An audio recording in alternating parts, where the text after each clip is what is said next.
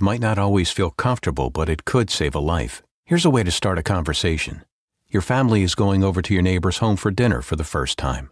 How would you ask if there are any unlocked guns in the home? Hey, we're so excited for tonight. Before we come over, though, may I ask if there are any unlocked guns in your home? Our guns are stored securely, locked in a safe that the kids can't access. Awesome. Learn how to have the conversation at agreetoagree.org. Brought to you by the Ad Council.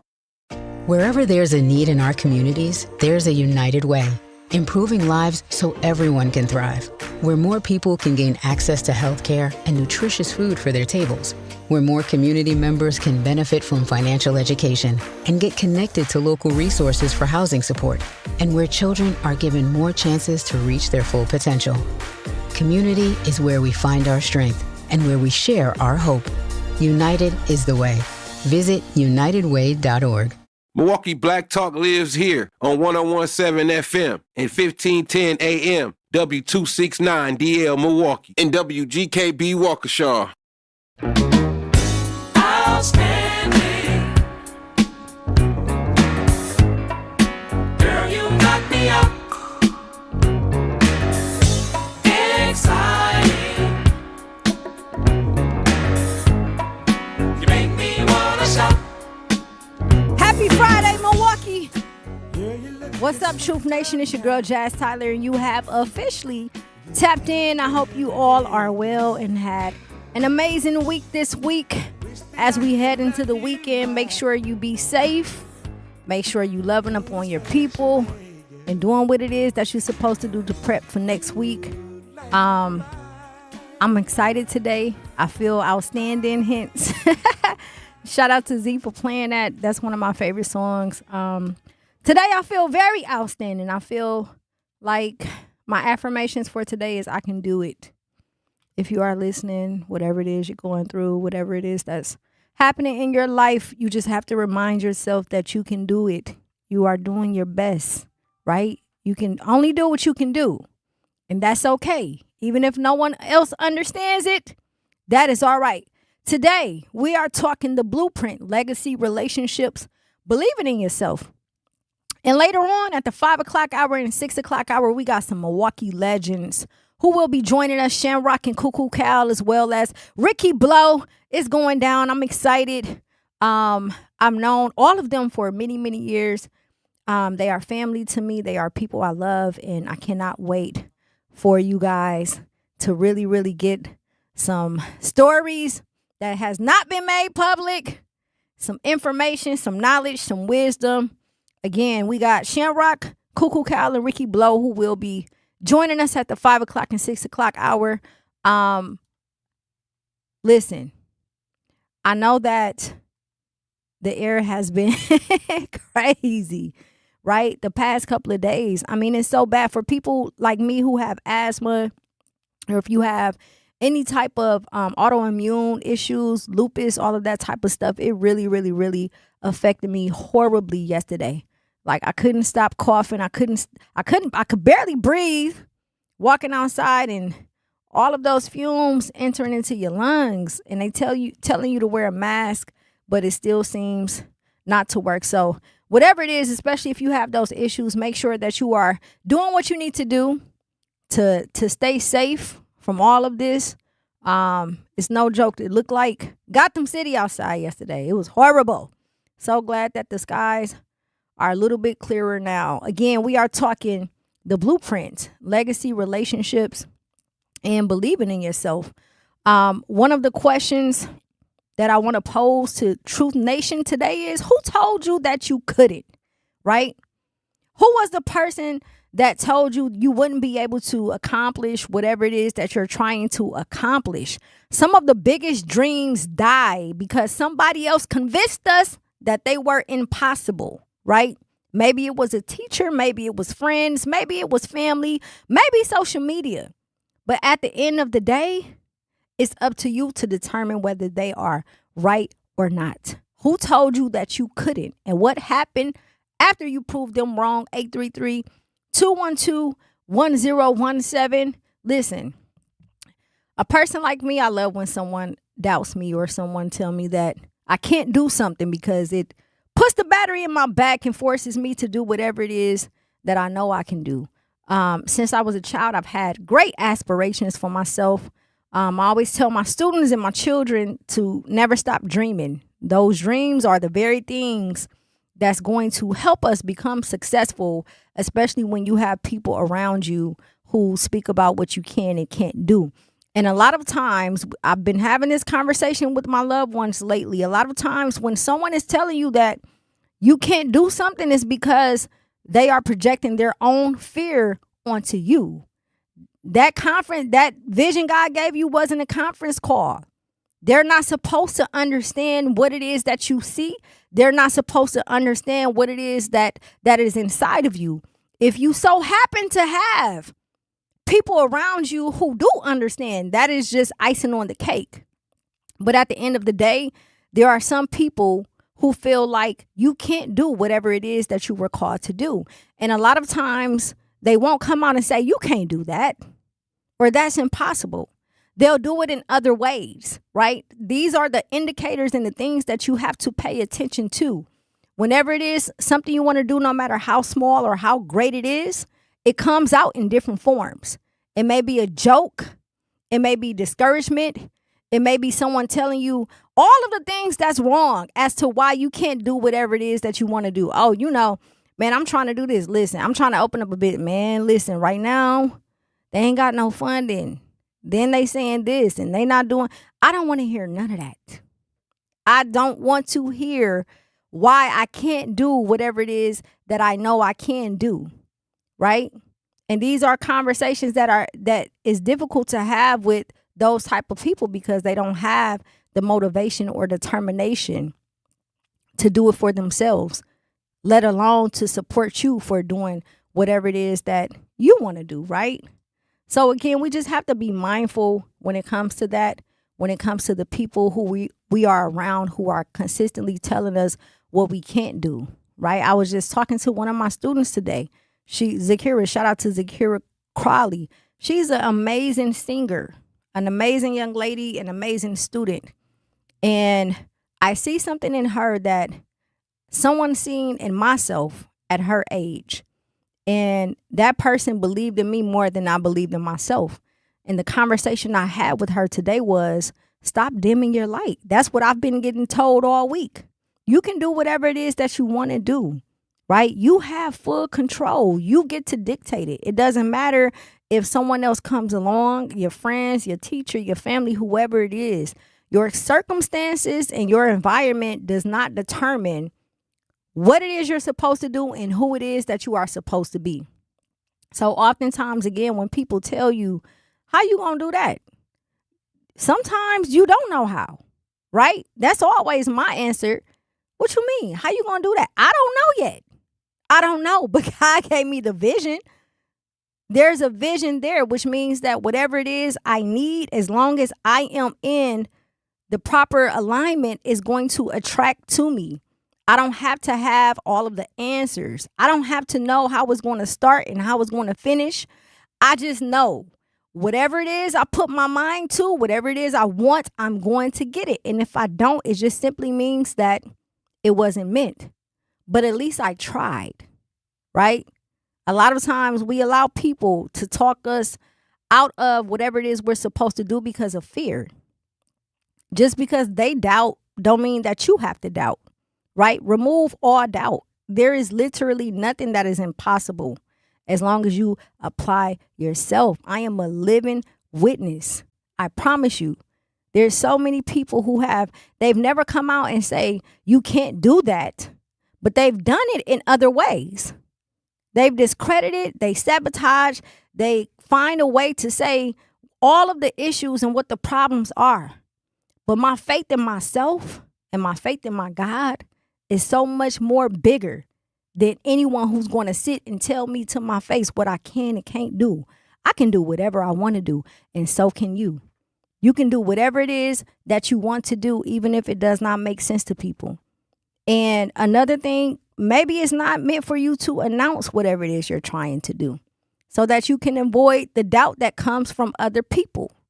Sometimes we mess up or we miss out on blessings because we make announcements, because we're inviting people who have spirits of doubt, people who have spirits of fear into our worlds and expecting for them to understand what it is that we're trying to do.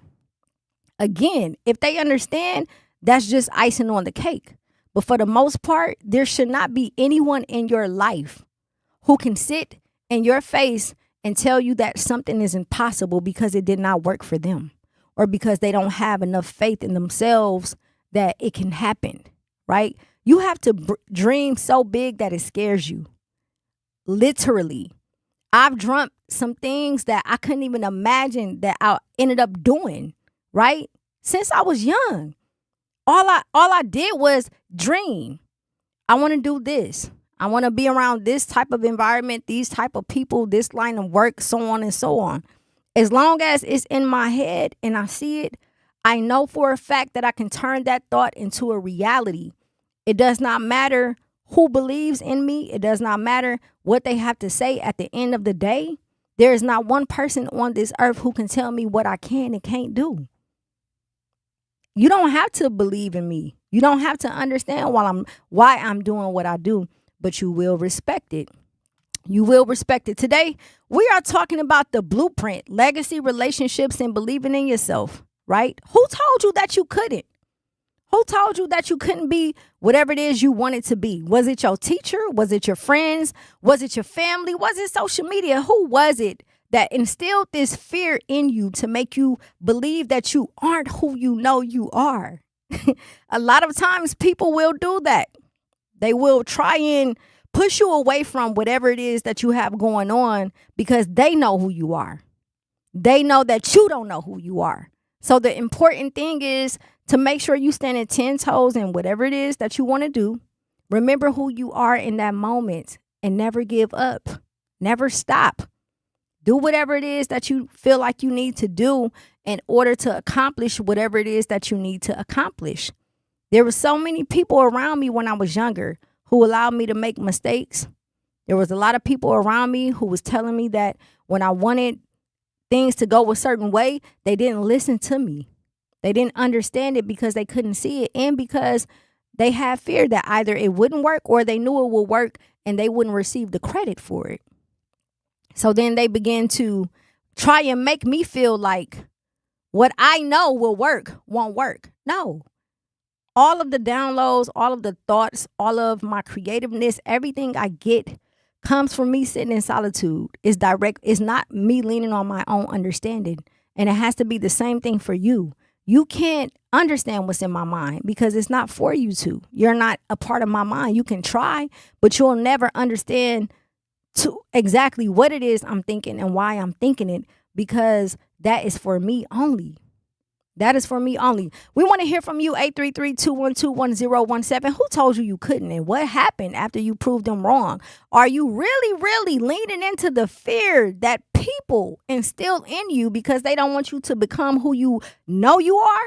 Or are you taking that and using that fuel as motivation to do whatever it is that you want to do? 833-212-1017. It's your girl, Jazz Tyler. Do not touch that dial. We got to go to break. 101.7 The Truth.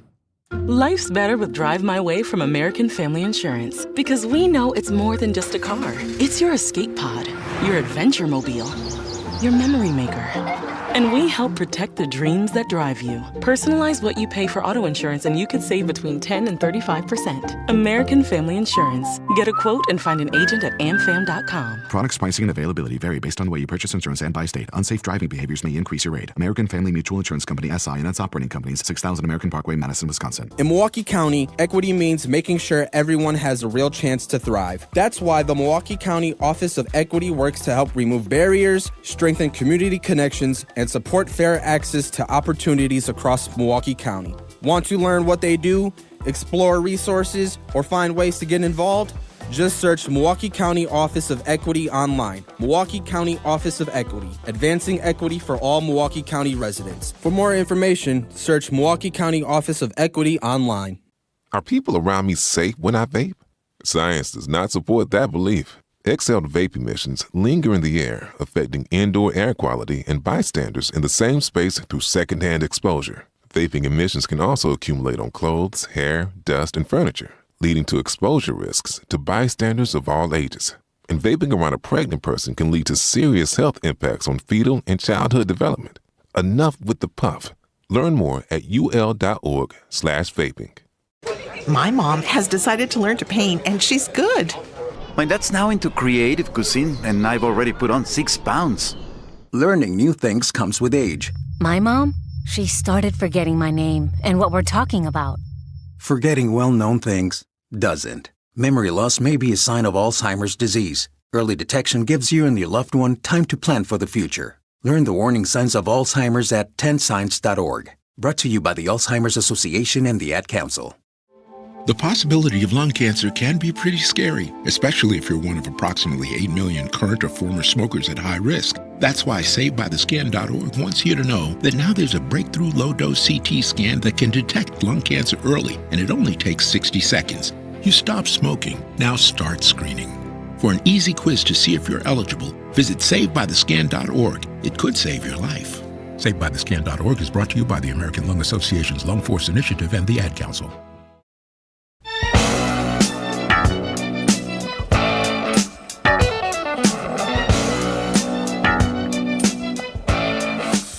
Come here, man.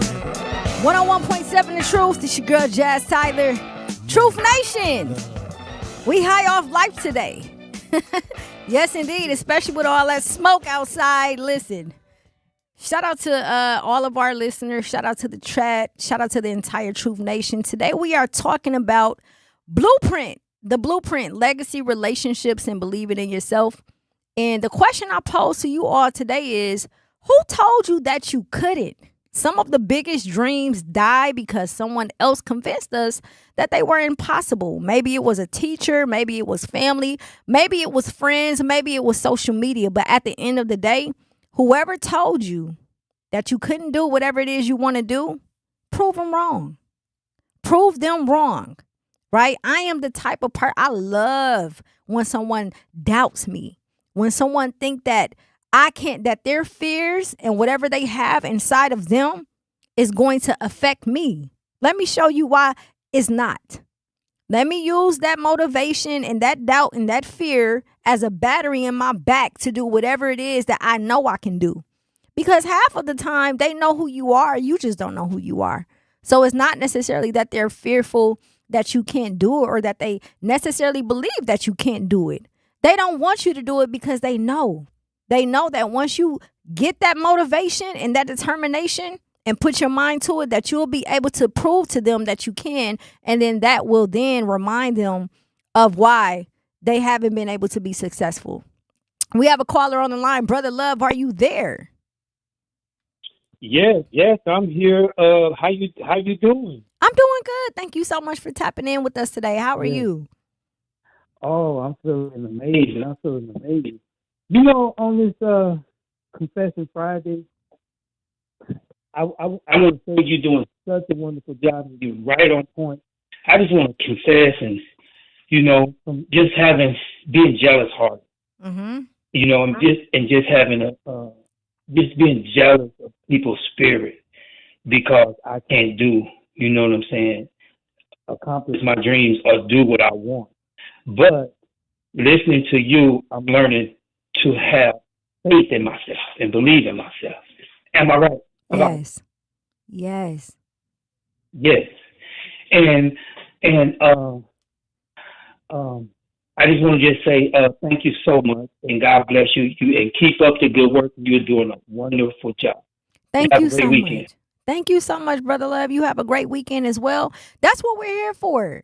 That's what the voice is for, the platform is for, to send out encouragement so that if ever there's a time where you feel like there isn't something that you can do, that someone or something will motivate you to do that. It's very important. Your doorways, protecting them, what you watch, what you listen to, what you say, the people that you're around. These are the things that we have to be mindful for when we are trying to do whatever it is that we're doing. Again, for those who are joining us today, we are talking about the Blueprint, legacy, relationships, and believing in yourself. Who told you you couldn't? Who told you you couldn't? And what happened after you prove them wrong. Let's hop into networking versus people, right? And this all ties into the full story about becoming who it is that you need to become, what happens once you become that person, and how you remove that doubt and fear that others have subconsciously instilled inside of you, right? When it comes to networking versus using people, we hear people say all the time, network, but networking isn't collecting contacts, it's collecting trust, relationships, open doors that talent alone sometimes cannot, right? Consistency, following up, being valuable. So, what relationship changed your life? What relationship changed your life? We talked about the people who told you couldn't. We talked about the people who instill fear and doubt inside of you. But let's talk about networking and connections and meeting people who actually are putting your life to help you change your life. For me, I always go back to this, and Homer knows how much I love him, but I would not be here had it not been for Homer Blow. Homer Blow played a huge part in my career when I was 21, 22 years old. I was engaged in music. I was a music artist. And he didn't do it just because he believed in my record. He did it because he believed in me. And he brought me on. He started playing my single back to back, brought me on his show. This is at a time where I was not who I am today. This is my younger self. This is someone who has been through a lot of traumatic experiences. Attitude was not the best. Working with me was not the best because I had misguided anger, misplaced anger. And I had this defense mechanism up to the point where now that I reflect and look back, I'm grateful that someone even attempted to come out and say, hey, I want to work with you. And what he did was he utilized his platform and he utilized his voice and his relationships to help me get to the point where I am today, right? Playing my single back to back, called me, hey, come on, Blow Radio, let's do an interview. I get on the radio, we talk about the single, we talk about all of, the forefront things. But off the radio, the conversation that he had with me is something that still resonates with me today, right? Because at that time, again, I didn't have anyone around me who believed in me. And the reason why I say that is because if they truly had believed in me, they would not have allowed me to make the mistakes that I did and sat back and watch and didn't do or say anything. So he took the time out to say, you know what? I'm going to spin your record on my show. I'm also going to pull you in to do an interview to give you exposure. But I'm going to sit you down and have a conversation with you so that if no one ever tells you this, you can get this information from somewhere. And then it's up to you to determine how successful you want to be. And that conversation, a lot of it was pertaining to my attitude. You got to stop fighting. You got to stop putting your hands on people before you end up in jail. You have to stop being so angry at the world. You have to understand business. You have to know how to network and build relationships. You have to be willing to listen. These things that was told to me by him was something that I hold dear to my heart to this day. And because I was receptive to it, and because I didn't combat him and I listened and I received everything that he was telling me, he then introduced me to Smalls and Joker. Shout out to Mr. Picture This, Sterling Odom, a.k.a. Joker. And shout out to Joseph Jackson, a.k.a. Smalls, my brother, my family. They came to Homer Blow's studio and decided that they were going to work with me and help me. And they then took me to Atlanta to meet Zech. And that's when my life changed. That was my first experience in the music industry. That was my first time going to a studio, seeing Gucci Mane and Jeezy and everybody you can think of before they even became famous. And it all stemmed from Homer Blow. It all stemmed from him looking at me saying, she's going down the wrong path.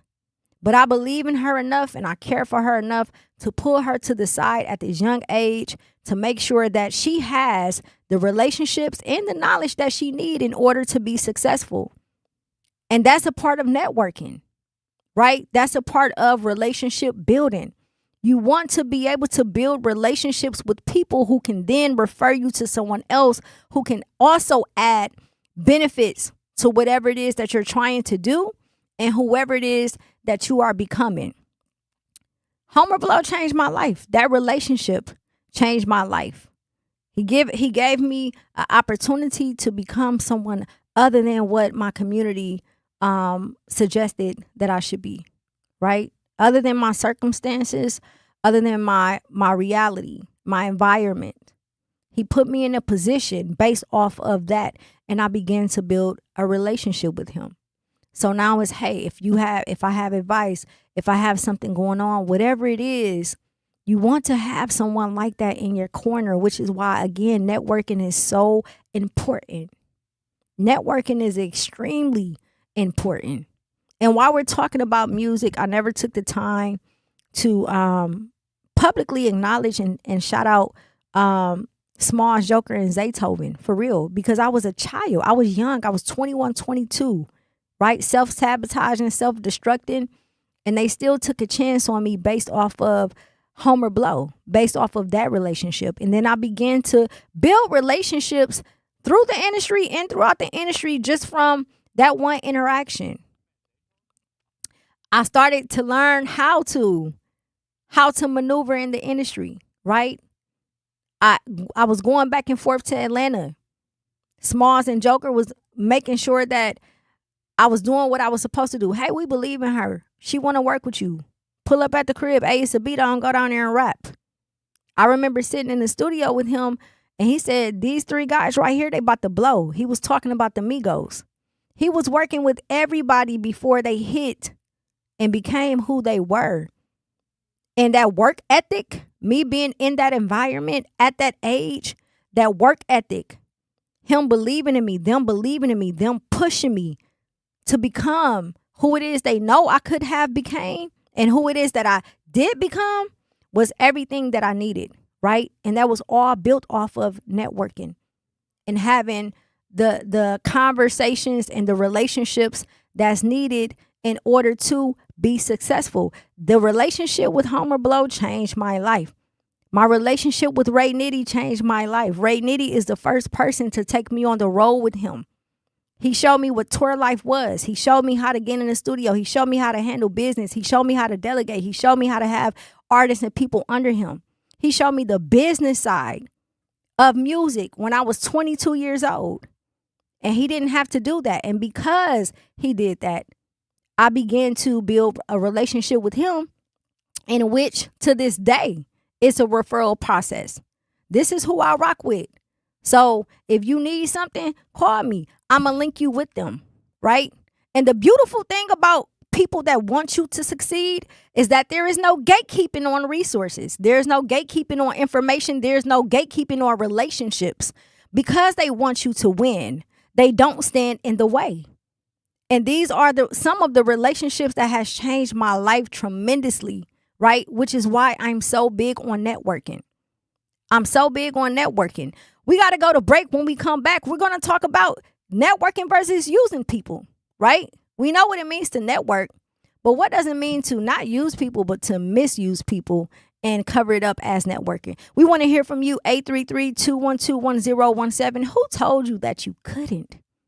And what happened after you proved them wrong? We got to go to break. Do not touch that dial. It's your girl, Jazz Tyler.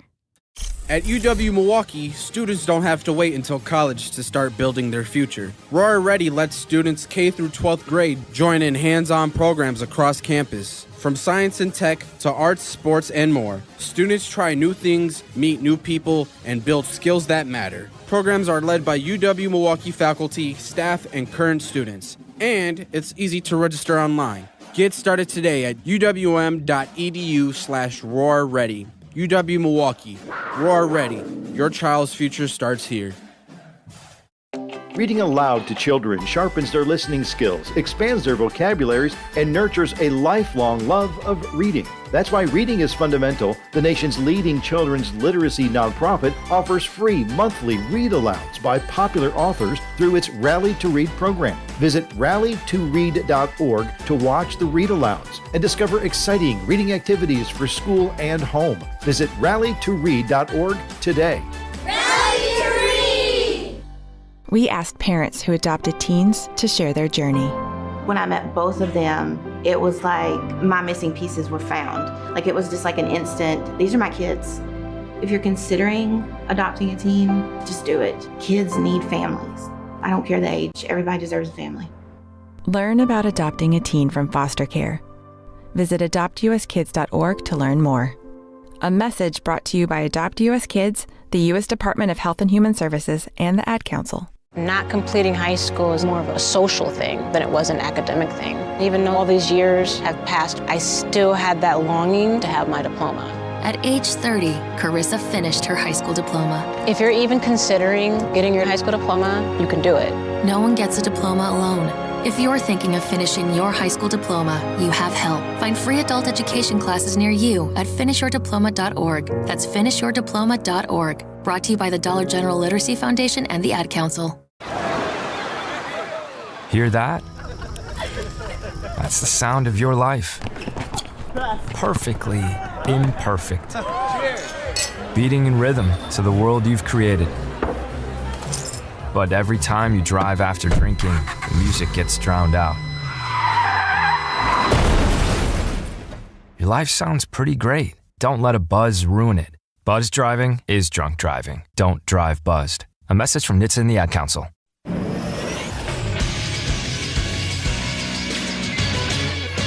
This Sports Update on 101.7 The Truth is powered by ESPN.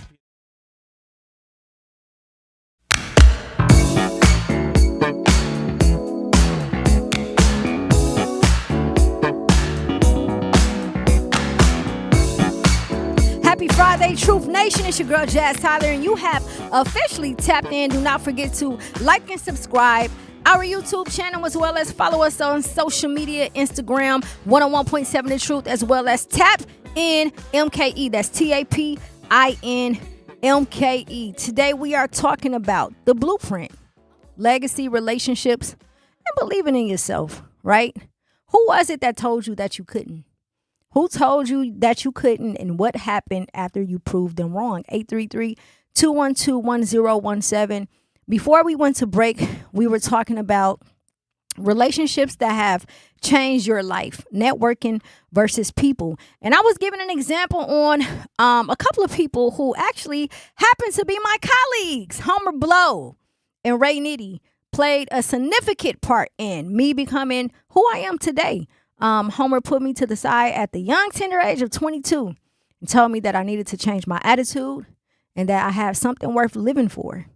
And then he introduced me to someone else, two other people, Joseph Jackson, a.k.a. Smalls, Sterling Odom, shout out to Joker, who then introduced me to Zaytoven. And that was my introduction into the music industry.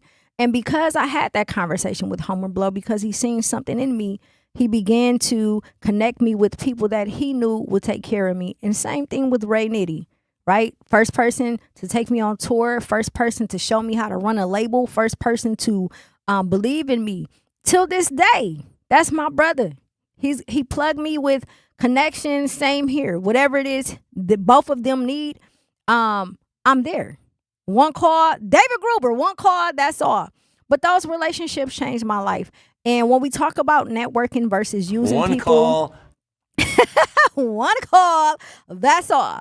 When we talk about networking versus using people, this is something that is very, very important, because when I was younger, I did not understand the difference. And let me rephrase that: networking versus misusing people, not using people, because we all use people. But it's when you begin to misuse people where the problem lies, right? So it's easy to all of my young entrepreneurs, to all of my young artists out there, it's easy to confuse the two. You can network, right? But don't make it transactional. Back in the day, I used to network just to be able to, hey, I talked to this person, I got this person contact. They said they can do woo, woo, woo. But really, I was in survival mode still. No one had told me that I needed to value the relationships that I was building, because those relationships would then take me to wherever it is that I needed to go. So I was misusing people. I didn't understand the value that they had and what it is that, it's not even that I didn't understand. I don't think I cared. I don't think I cared enough, because I was still living in so much trauma, right? I was still going through things. I was unhealed. I was dealing with stuff that I had never dealt with, and I was suppressing it. And therefore, that would come out in ways of like, hey, I don't care. That was my attitude. I don't care. It doesn't matter. What can you do for me? If you can't do nothing for me, then you can move around. Whereas now at this age, I value the relationships that I build, which is why I give it my all, because I know what it means to be in survival mode and to misuse people, which is why I don't like when people attempt to misuse me. So when we are networking with people and it's pertaining to your passion and something that you genuinely love to do, you want to make sure that while you're networking, you are not misusing people by becoming transactional, by having this attitude of what can you do for me? If it doesn't benefit me, then I don't want anything to do with you. Now, I'm not saying that that's not how business is ran. It is ran that way. However, when we're talking about building relationships and building trust and building a network, not just networking, but building a network, building your network of people that you know for a fact when you need something, you can make a call, right? I always say, even if today, God forbid, if I didn't have $1 in my pocket, I can make a call just because of my network, right? I can make a call and ask, hey, I don't have this right now, but can you run and go do this for me or whatever the case may be because of my network. If I'm stuck on an idea or if it's something that I want to do and I know I can't do it by myself, I have people to call because I have built up my network. And that network came from, I went through many trials and tribulations, right? Learning this because no one taught me this. It was all self-taught. It was all experience. I've learned building my network that I cannot be transactional. And the reason why I say that is because a lot of times people like to say business ain't personal. It's business. It's not personal. Baby, my business is personal. Okay? Anything pertaining to my business, whether it's a LLC, a nonprofit, or just my personal business, is personal because it affects me. It affects my livelihood. It affects my family, right? So my business is personal. And when I do business with people, my job on this earth is to make sure that I am fruitful. What does that mean? That means that I need to be pouring into them as much as they are pouring into me. I need to make sure that everyone I come across who's around for a season, reason, or a lifetime leave me with some type of inspiration. They leave me knowing that, hey, she did a great job. She said she was going to do this, and this is how she showed up, and she made it happen, right? You want to build your network up to where people can validate your name when you are not in the room, despite of how anyone may feel. People can say whatever it is that they want, but they can't take away from the work that you do, right? They can have their own personal opinions. You ever met someone you're like, I don't really like her, but she cold. I don't like this singer attitude, but she can sing her butt off, right? They're still going to do business with you because of your network and what it is that you bring to the table. When we misuse people, we pretty much put up a block for those relationships to be built because we become opportunists. It gets to the point where it's like, okay, cool. This is what I'm trying to do. So let me go to this event or let me try to talk to this person so I can get the information that I need from them, and then I can move forward with whatever it is that I'm trying to do, right? Now, the flip side of that, for the people who are giving out information, for the people who are putting other people in opportunities to become whoever it is that they're trying to be, you have to make sure that you are not playing the gatekeeper role, right? Because a lot of times when we're networking, this is how we begin to misuse people. We begin to add pride and ego into the situation. Oh, I helped them do this. I helped them get to where they are. If it wasn't for me, no. That's not healthy networking. Networking is literally exchanging information and resources and enhancing your circle so that everyone in your circle can become successful. Not gatekeeping or information because they didn't take you with them. That's not what they were there to do, right? Now you're misusing them. All they did was come to you and say, hey, this is what I'm trying to do. Can you help me? You don't have to play a role in everyone's movie. You don't have to play a role. Sometimes you just need to help write the script. Sometimes you just need the person to help them recite the lines. Sometimes you may need to be just the production assistant. But it does not mean that it's a guarantee that you need a role, especially a main character role in their movie because you gave them an idea or because you brought something to the table. That's still a form of misusing someone. That's still a form of saying, hey, yeah, I want to network with you, but only if it's beneficial for me. So again, we have to be very careful when it comes to networking and misusing people, right? The people who put you in positions to win, the people who put you in positions to do whatever it is that you need to do, that means that they care about you. Those are the people that you're supposed to have around you. Those are the people that you need to be in your circle. And then you continue to expand your network, so on and so on. But you don't want to misuse them. Some bridges you burn, you can't come back from, right? I used to be a professional bridge burner. I was a professional bridge burner when I was younger because I didn't care. At that time, my mind was, okay, and you don't like the way I'm doing, and move around. Not understanding how it would impact me. Now, if I did burn a bridge, I never tried to cross it back because, hey, I'm okay. It is what it is. But now that I'm older, I understand the importance of networking, the importance of not misusing people, the importance of not burning bridges, the importance of building your network up so cold to the point that you have everything you need at the tip of your fingers. It's extremely important. And this isn't just confined to the music industry. This is confined to your everyday life, right? What does your network look like at your 9 to 5? What does your network look like at your children's school? What does your network look like in your neighborhood where you live? What does your network look like at your church? What does your network look like as far as your friendships? Who do you have around you that is supposed to pour into you and make sure that you become whoever it is that you need to become? Whoever those people are, make sure you are not misusing them. Sometimes people misuse people intentionally, and sometimes it's unintentional. This is for the people who do it unintentionally. I used to be that person. Hey, I have tunnel vision, and tunnel vision can be dangerous because when you're trying to reach that light and get to a certain point, you don't see anything or anywhere else. That's all you're trying to do. So then you begin to build relationships with people and you begin to network with them. And then when they give you whatever it is you were looking for, you stop all communication and you don't contact them unless you need something. Now, if you do have business relationships like that, that is transactional based off of it being a mutual agreement, then that's okay. But for the most part, when you are setting a goal and you are looking towards that goal, make sure that you are not so focused to the point where you begin to misuse the people that you're supposed to be building with, because all you want is whatever. This all I need right now.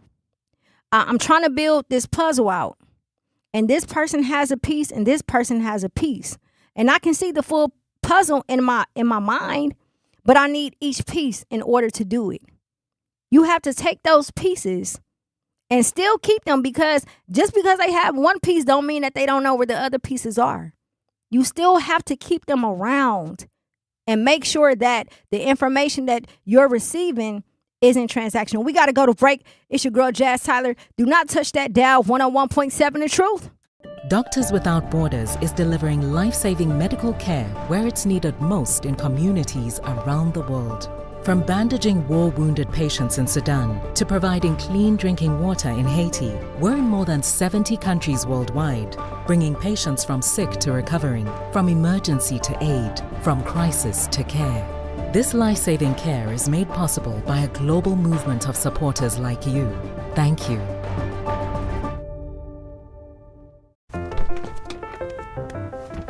Mommy, can I sit in the front seat just this one time? Please, please, please.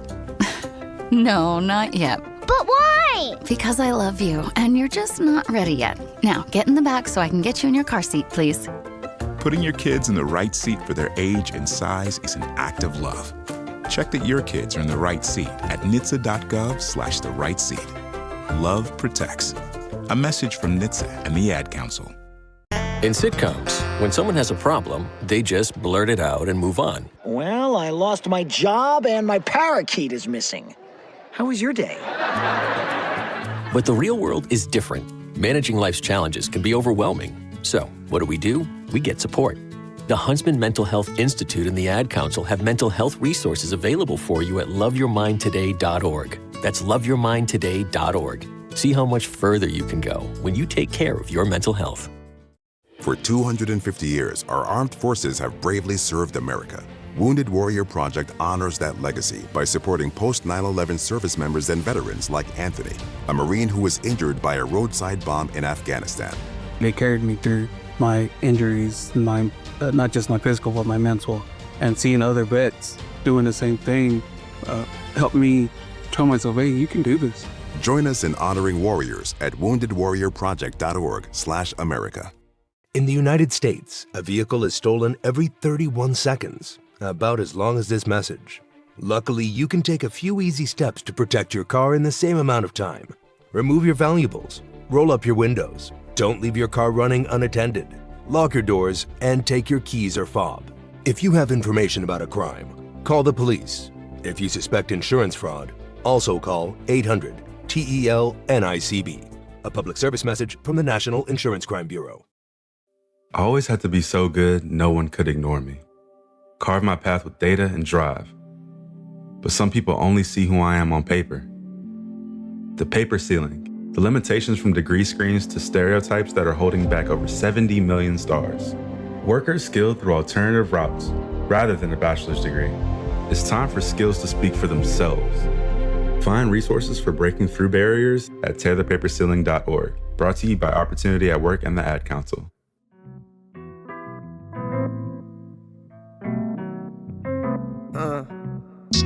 Pride is the devil. Think it got a hold on me. Pride is the devil. And left so many R.I.P. Pride is the devil. Think it got a hold on me. Pride is the devil. Yeah. Terrified, paranoid, I put you over everything to fill the void. And when you're gone, will I 101.7 The anything, or Truth. will I be It's your girl Jazz Tyler. Shout out to the chat. Shout out to the listeners. Make sure you like and subscribe to our YouTube channel, 101.7 The Truth. Follow us on social media as well at 101.7 The Truth and tap in MKE. That's TAPINMKE. Man, listen, today we are talking about the blueprint, legacy, relationships, believing in yourself. My question for you all is, who told you that you couldn't, and what happened after you proved them wrong? Before we went to break, we were talking about networking versus misusing people and why networking is important and why it's important for you not to misuse people who put you in positions to win, right? You want to make sure not only that you're not burning those bridges, but that you build a healthy network up so that at any given time, if there's any resources, information, or even if it's something as simple as motivation, whatever it is that you need, that you're able to receive. As we go into the next segment, I want to talk about believing in yourself, right? Confidence isn't thinking you'll never fail. Confidence is believing that you'll survive failure. What dreams have you talked yourself out of? What's keeping you from starting? How many opportunities have you missed waiting until you feel like you were ready, right? Don't wait for confidence. Confidence comes after action. Confidence comes after action. How many times have you talked yourself out of something that you know that you could do because you were fearful or because you didn't have all of the necessities you needed in order to get it done? How many times did you say, you know what? This is a thought that came to my mind, and I know that I can accomplish it, but X, Y, Z, A, B, C, D, you have every excuse in the book. I've been battling this entire week with myself. I've been having conversations with Mech. I've been having conversations with our guests who will be on within the next hour about this as well. And when I find myself in the middle of these conversations, after after I reflect, I realize that I have been talking myself out of something I know I can do, making excuses, having every type of excuse. And man, listen, I'm older now. I have, Jazz, you got to get back out here. You got to come out of retirement. Man, I'm old. I got 2 adult children, a 9-year-old. I work 2 jobs. I'm a manager. I'm doing this. I'm doing that. I don't have time. Oh, I need to rebrand. Oh, the industry is in, da-da-da-da-da. Nothing but excuses. Everything has been an excuse. And this is self-accountability for me, right? Until I really sat down and thought about it. What would I have to lose?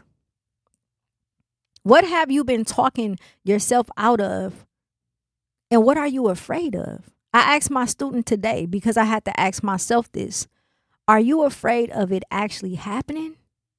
Are you afraid that whatever it is you've dreamed of, are you afraid of whatever it is that you wanted to do, that it will actually happen, right? Sometimes we have survivor's guilt, survivor's remorse.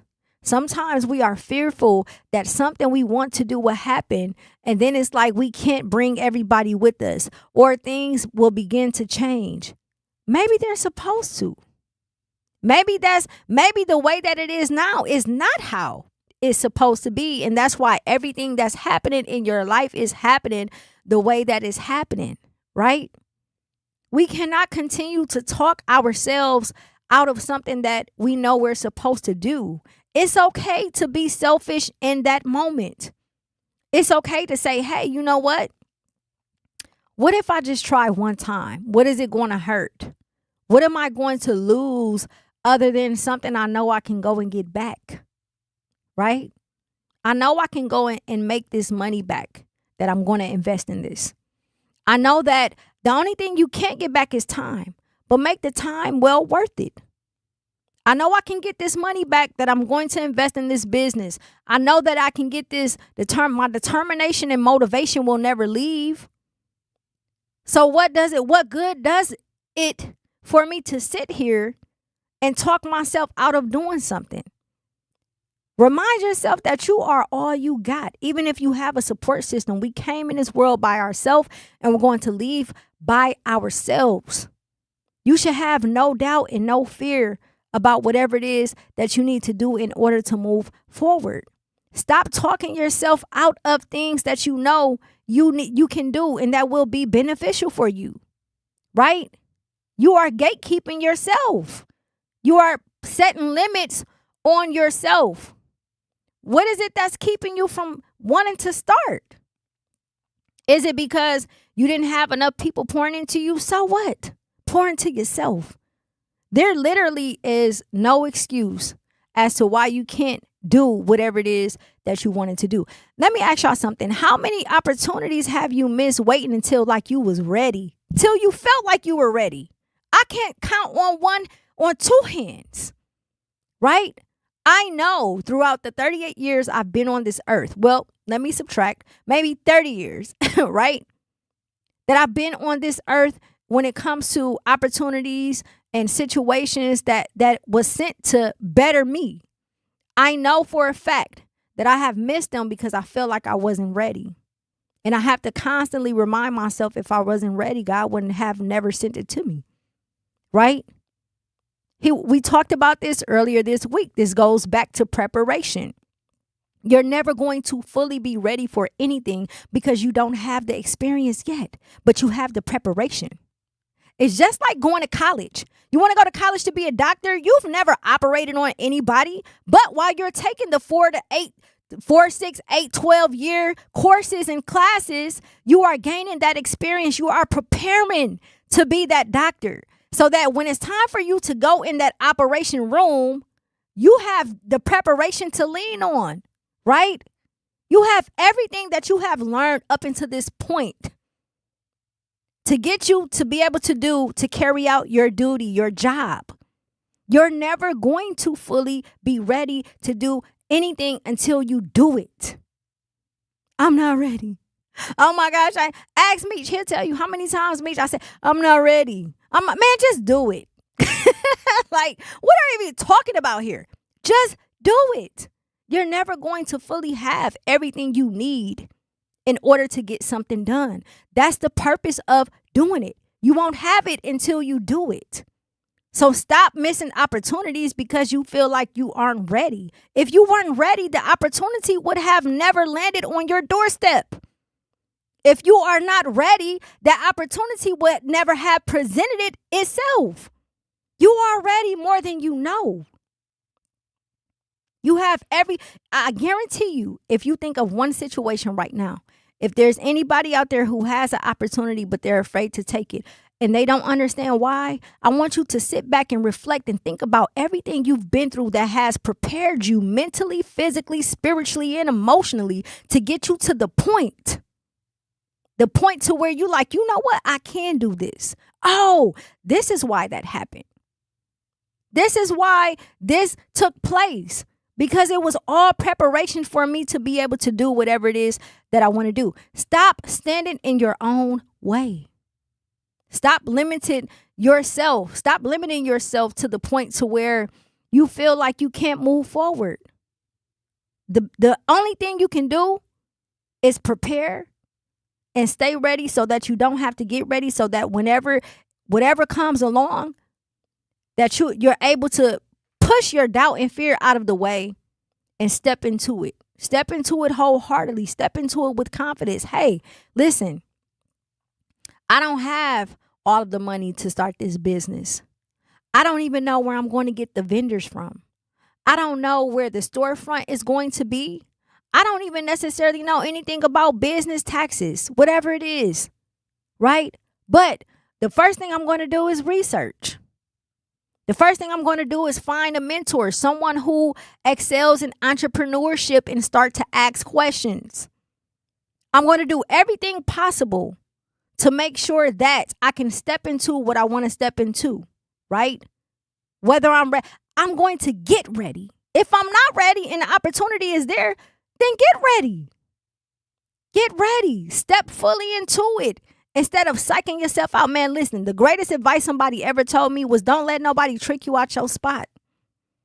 Don't let you trick you out your spot by making you feel like you can't do whatever it is that you know you are going to do. We're going to break, but I want to hear from you, 833-212-1017. Who told you that you couldn't, and what happened after you proved them wrong? Do not touch that dial. It's your girl, Jazz Tyler.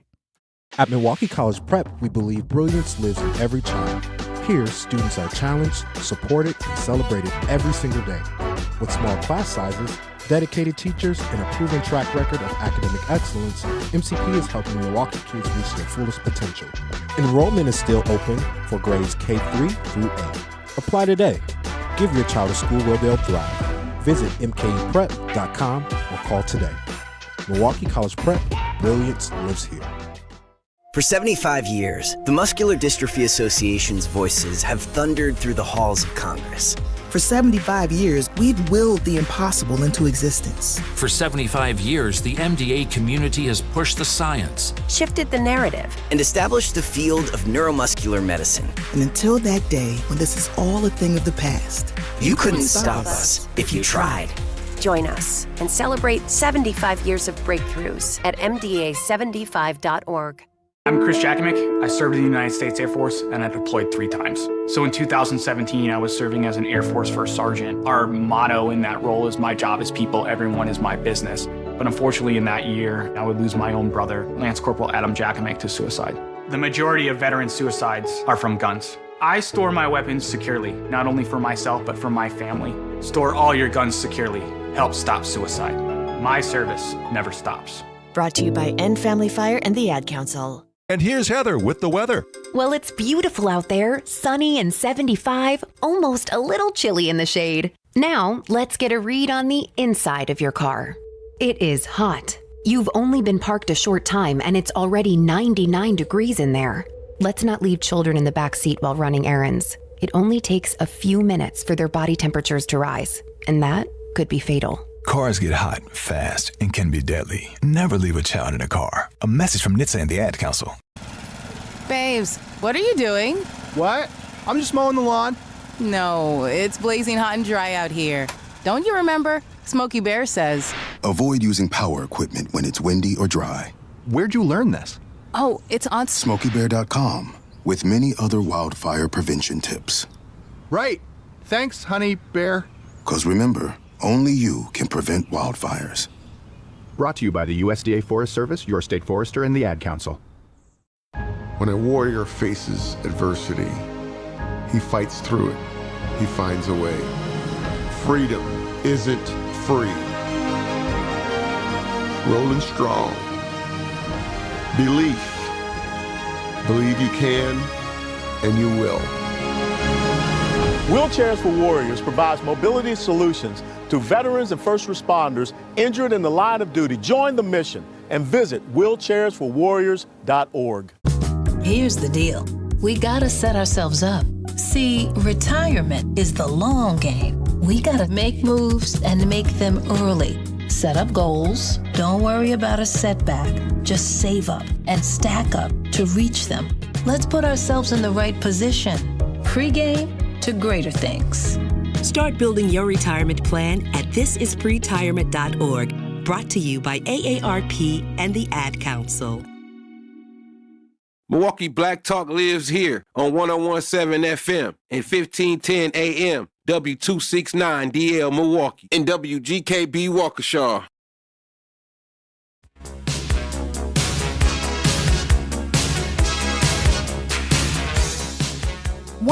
.7 The Truth. It's your girl Jazz Tyler. We are live and direct. Get ready. 101.7 The Truth Family Fest is back. Join us Saturday, August 22nd from 11 a.m. to 2 p.m. at Riverside University High School for free back-to-school resources, live entertainment, family activities, and community fun. Vendors and sponsors can reserve a spot by visiting truthfamilyfest.com or emailing Sierra at CIERRA.brown@MilwaukeeBlackMedia.com. Proudly sponsored by Educators Credit Union, American Family Insurance, Milwaukee Public Schools, Artists Working in Education, and Incision. Listen, we want y'all there, all the vendors. We are still currently accepting applications. We want to come out, have a good time, give back to the community. You know, this is also a time for entrepreneurs to be able to expose their business and whatever it is that they have going on. Shout out to Truth Nation. Shout out to the chat. Make sure y'all tap in with us on YouTube. Like and subscribe at 101.7 The Truth. Follow us on social media at 101.7 The Truth. And you can follow Tapped In on Instagram at TapInMKE. Shout out to the chat. Enlightenment 95 says, man, if my brain could manifest itself, it would be your words. You're spot on with every word you speak. Thank you so much. Thank you for tapping in with us. Listen, your mind is very, very, very powerful, which is why we are having this conversation about legacy relationships, the blueprint, believing in yourself. And there's something that happens when someone tells you that you can't do something, right? That's what we're talking about today. 833-212-1017. We want to hear from you. Who told you that you couldn't? And what happened after you proved them wrong? There is something that happens, right? Something magical that happens in certain people when their back is up against the wall. There's something magical that happens in certain people when there's people who have doubt in them or who attempt to instill fear inside of them and tell them that whatever it is they're trying to do, they can't do. I am one of those people, right? The worst thing you could ever do is try to get in my way. That's the worst thing you can do, because I'm going to run you over. Not literally, but I'm going to run you over with my determination, with my motivation, with what it is inside of me, right? I don't need, and I'm going to be subjective here, but I want you all to tell yourself this as well. We don't need anyone telling us what we can and can't do. I don't need you to project your insecurities onto me, because I know who I am. I know what I'm capable of. And just because you don't understand my vision, you don't understand what's inside of my mind, does not mean that it's impossible. It may be impossible for you because you don't have the superpowers that I have. You were not built the same as me, but you have your own. We all are superheroes in our own way. We all have been equipped with certain superpowers since birth. And it's up to you to tap into it. And then once you begin to network and build relationships, you'll then find other people who are similar, but in their own way. And they'll begin to add to whatever it is that you're trying to do and whoever it is that you are trying to become. Before we went to break, we were talking about believing in yourself, right? The confidence. What is it that you're doing to stop you from feeling like you have to start? How many opportunities have you missed until you felt like you were ready? What dream have you talked yourself out of? What is keeping you from starting? What is it? When I reflect and I sit back, I've had multiple conversations the past couple of weeks with people closest to me because I am in the middle of a transition. And what happens sometimes is your old life comes back up and it's in competition with the new life. And then you have to choose if you're going to go backwards or if you want to move forward. And there are some things that I am great at that I have not been doing, I have stepped away from, and those around me are encouraging me to step back into it. And I make every excuse in the book as to why I don't want to. Oh, I'm old now. Oh, I have children. Oh, I'm working too. Oh, I'm doing this, I'm doing that. Those are all excuses, right? What are you doing that's stopping yourself? Don't talk yourself out of greatness. Stop talking yourself out of what God has for you because you don't necessarily know how it's going to get done. How many times have you been in a situation in your life where you didn't know how something was going to happen, but it worked out? You have to treat your goals, your success, your career. You have to treat all of that the same way. I don't know how this is going to pan out, but I know it is. I believe in myself enough to know that whatever it is I want to do, whether I have the tools and the equipment to get it done right then and there, it's still going to happen. Because if I don't have it, I'm going to put myself in position to align it to where I begin to attract it, right? If it's something you really want to do, you're going to do it. You're not going to allow anyone or anything to stop you or it from happening. We are so rough on ourselves when it comes to doubt and not believing in ourselves. You can have confidence and still not have faith. You can have confidence in yourself and say, you know what? I know I could do it if I really wanted to. Okay, so put action to it. You can't tell yourself that you're not ready for something. If you wasn't ready, the opportunity would have never presented itself. And then you're allowing other people around you to spew out their own fears and insecurities onto you because they see something in you that you don't see in yourself. That absolutely makes no sense whatsoever. You have to be whatever it is that you need to be, whoever it is that you need to be. And when you go from there, everything that you have will fall into place. But again, oftentimes we talk ourselves out of what is meant for us because we allow other people to spew their insecurities onto us. What God gave me, He did not give to you. You have your own superpowers for a specific reason. It's up to you to tap into that. It's up to you to not allow other people to make you feel less than or like you can't do whatever it is you want to do because they see something in you and then you're reminding them of everything that they've never became. You have to keep pushing. So don't allow opportunities to be missed because you feel like you aren't ready. Don't talk yourself out of a dream. Don't talk yourself out of not starting because you feel like you aren't ready. You have to do what you have to do. We have to go to break. Do not touch that dial. It's your girl, Jazz Tyler, 101.7 The Truth. Life's better with American Family Insurance because we know you love working weekends. If it means working on your dream home, both inside and out.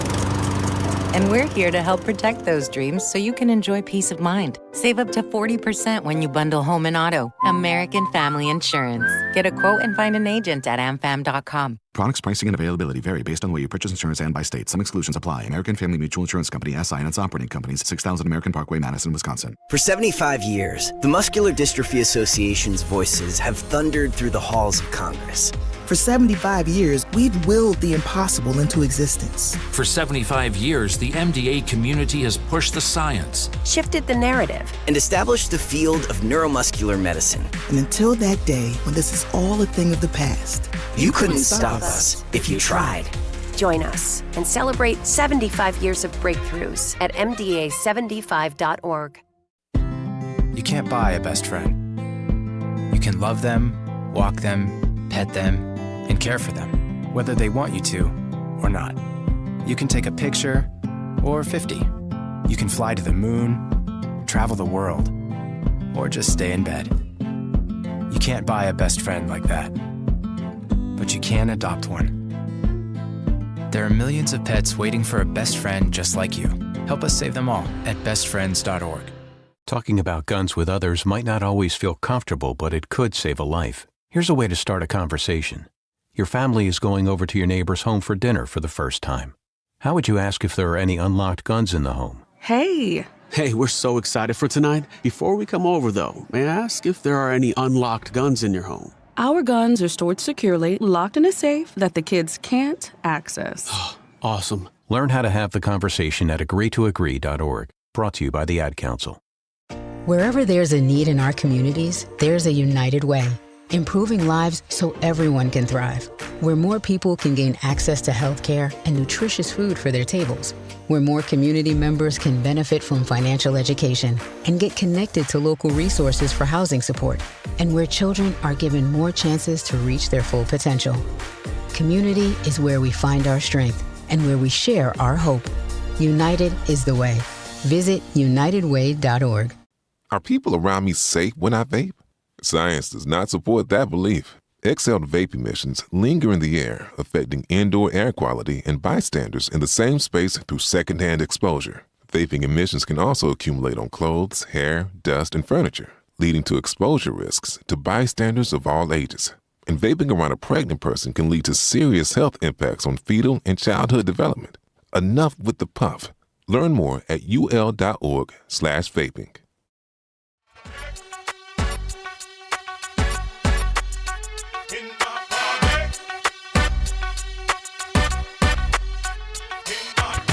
One on 1.7 The Truth. It's your girl Jazz Tyler. We are live and direct. Hey man, listen, say man, hey man. We got some legends in the building, right? Cuckoo Kyle is here, ladies and gentlemen. Do what it do, Milwaukee. Yes, indeed. Listen, okay. A lot of people obviously know your career, but I just want to take the time publicly. I've said it before, but they don't know our relationship. Kyle is family, but most importantly, what matters to me the most is the relationship we have outside of the screen.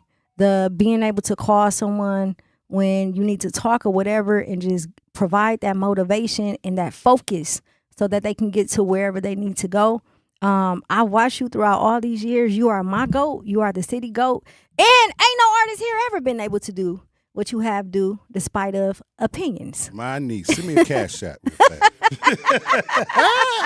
Yes, indeed. How you feeling today, Aunt? Good.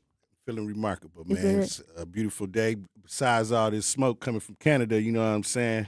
It's a better smoke than I'm witnessing, you know what I'm saying, in the past, but it's all good. I'm feeling great. Yes, indeed. So we already know majority of your story, where you started and things like that. I kind of want to dive into the mental part of it as it pertains to who you are, your career.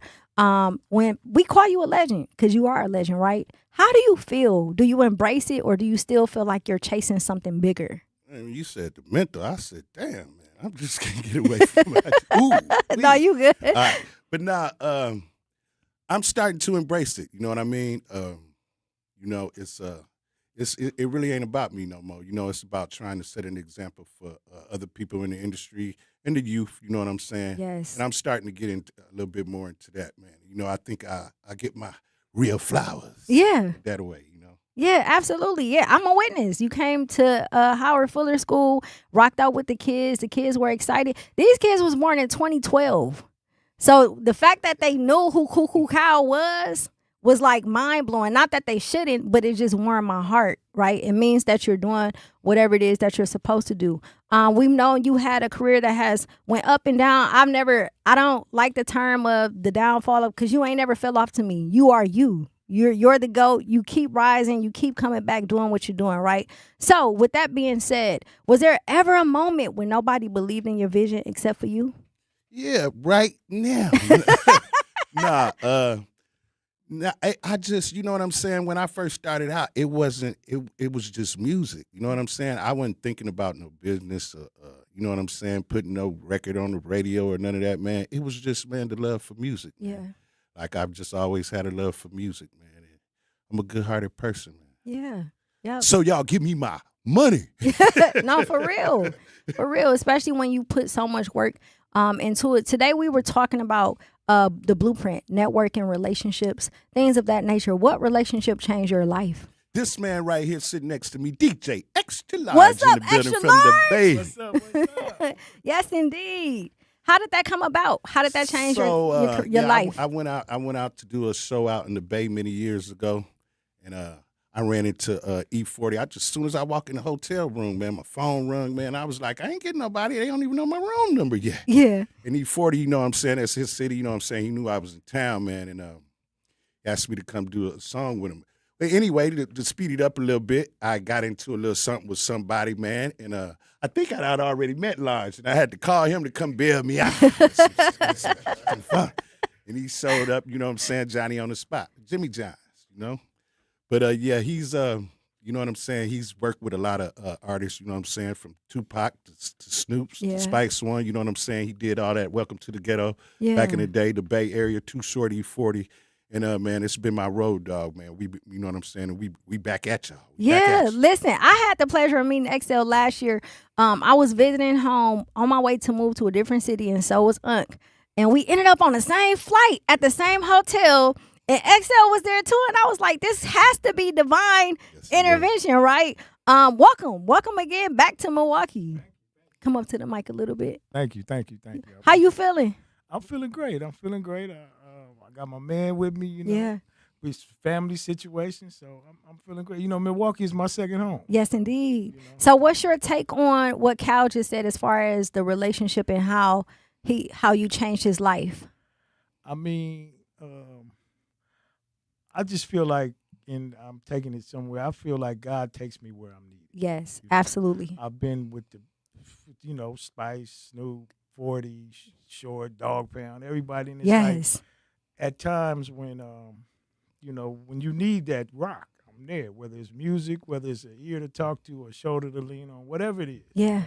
So, hey, man, once we met, it was like peanut butter and jelly. We just kept it going. I know that's right. We did that tour. We did 27 cities, and 30 actually, days. He took me, all the records I had, gold records, everything, right? Mm-hmm. I went overseas with him first before I went with anybody else. So, and then that just, him remembering and Tommy Boy calling. Yes. That meant something to me. 27 cities, 30 days. We was scratching and biting like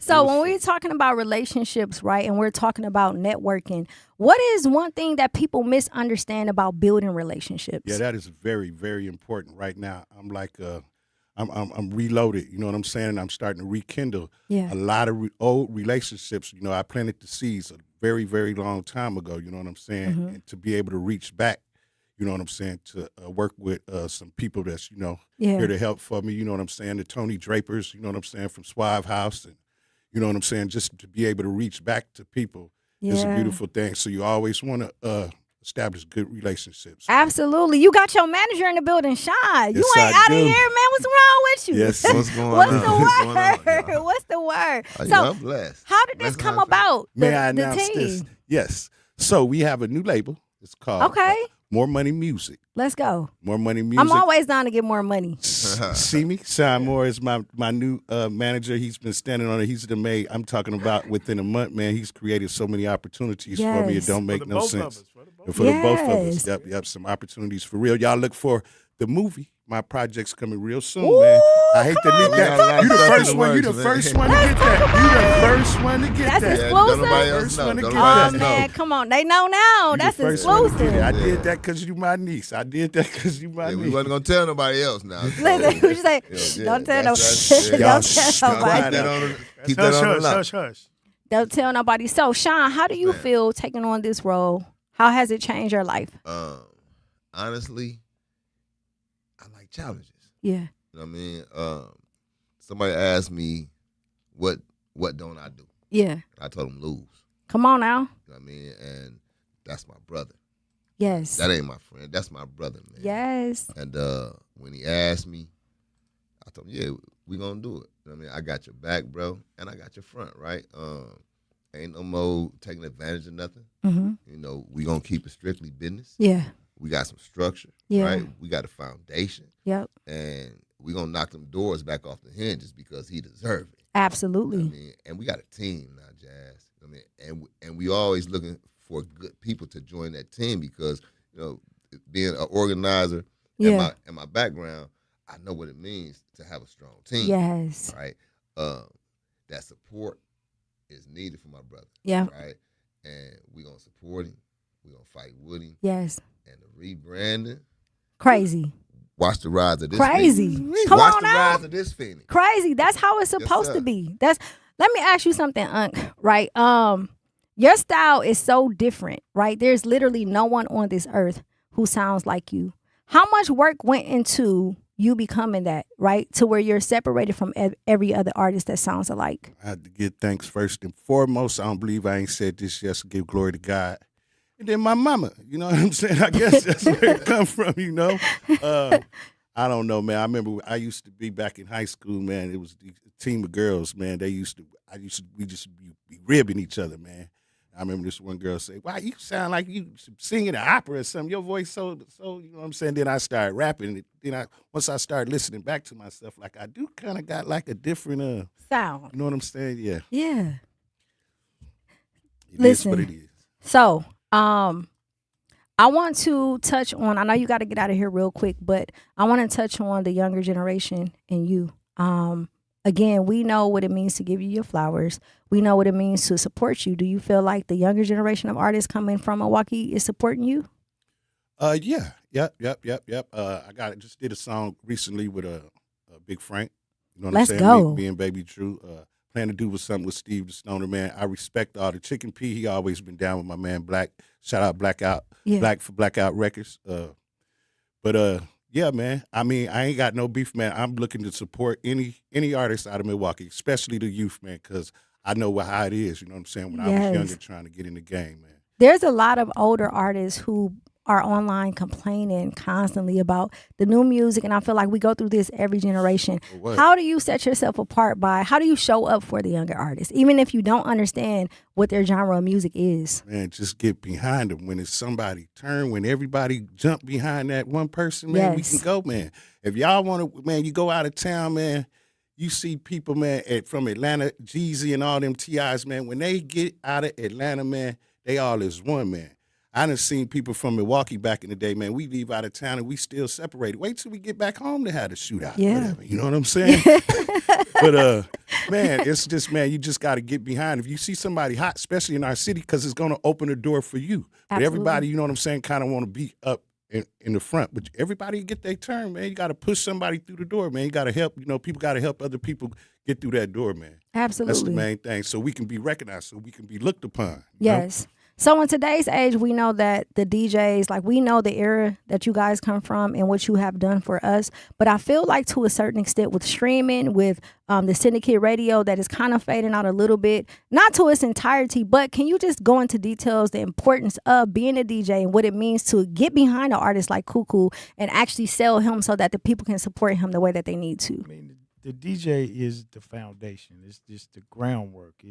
It started with the DJ and hip hop, with Kool Herc and all the guys out of New York, and the business kind of did push the DJ to the side and focused on the artist, which is cool because it's a business. But still, in all, that's how you get your music out. That's how you're gonna touch more people. You can only do so much by yourself. Yeah. And then we do the crowd manipulation, so we gonna be there. We know what sounds good. You know what I mean? Absolutely. Just by spinning the records this long, So since y'all mentioned it, I mean, why not tap into this movie, the projects? Let's tap into it. Let's talk about it. Listen, I have so many thoughts right now. I don't even know what the script is, but I just want to roll. You probably in it. I just want to roll. You even call if it it's at 2 in the bit. morning. Let me get a cash out. Yeah. Yeah. No, you know, we don't count no favorites over here. It's going to be based upon basically my life. You know what I'm saying? From the start, you know, being an Army brat, you know what I'm saying, to, you know, messing around with the music, dog, making cassette tapes, to DJing when I came to Milwaukee, to rapping, you know what I'm saying, with a G to a key, rest in peace, 88 Keys, G Money, you know what I'm saying, and then moving on to Infinite 4-5, to the My Projects, man. It's just going to be the whole story, man. The struggles I went through at home, my high school shit, my drinking, my drug, and just the whole, you know what I'm saying, the whole story. Yeah. I think, you know, I put out that documentary. Shout out to Sloan, Swift Sloan. It's family. It's Just Money Entertainment. Yeah. You know what I'm saying, for the rise and fall of Cuckoo Cow. But that was just a documentary. I really want to shoot a movie, man, a real movie, man, to really portray my life, man. Yes. I know everybody done heard this kind of story, but man, not mine. Not yours. Your story is your story. It's something that's unique. Yeah. Really unique. Absolutely. So, and to that point, I'm eager to see it because A, your story, B, you deserve it. But I love your strength. A lot of people don't know what you're battling with your wife, with your family behind closed doors, and they make comments and they can say whatever they want, which we don't have to get into.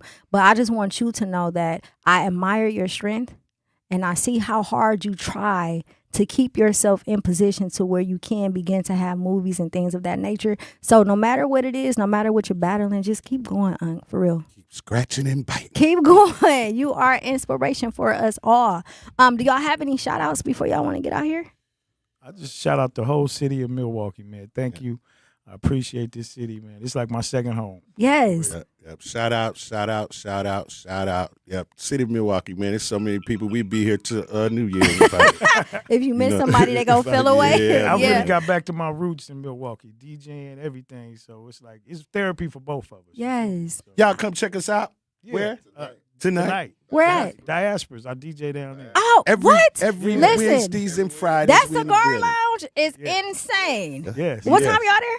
I might have to pull actually, up. I'll be there at 7 till 2. Oh, yeah, I'm pulling up. Meech, we going on there? Yeah, we pulling up. We there every Wednesday and Friday. Y'all come check us out. Sean, you got some shout outs?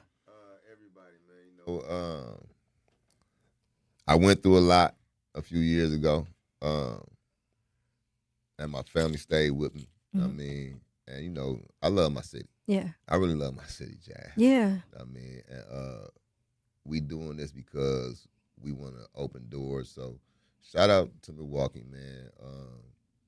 Cuckoo back. Yes. Right? Like he never left. Like he never left. And it ain't just about him returning. It's him returning with a mission. Yes. To open doors for other people, right? Absolutely. When it comes to music, why can't we be Atlanta? Yeah. You know what I mean? Yeah. Why can't we be Texas, right? Yeah. We got that same talent. Yep. That and I hate using the word, but we got that potential. Yes. Absolutely. And once we nurture it, yeah, you know, we can take over. We gonna take off. So, we are. Yeah. Thank y'all so much for dropping by. I'm gonna have to pull up on y'all tonight. Indeed. One more shout out to Lavo. Yes, indeed. And my man Shamrock, man. Yes, indeed. We got Shamrock coming up next. Shout out to you too. Yeah. Thank you. Thank you. And once again, congratulations. Thank you. Really proud of you, for real, sis. Thank y'all so much. Listen, y'all heard it from the legends themselves. Do not touch that dial. We got another legend in the building, Shamrock. We want to hear from you. 833-212-1017. It's your girl, Jazz Tyler.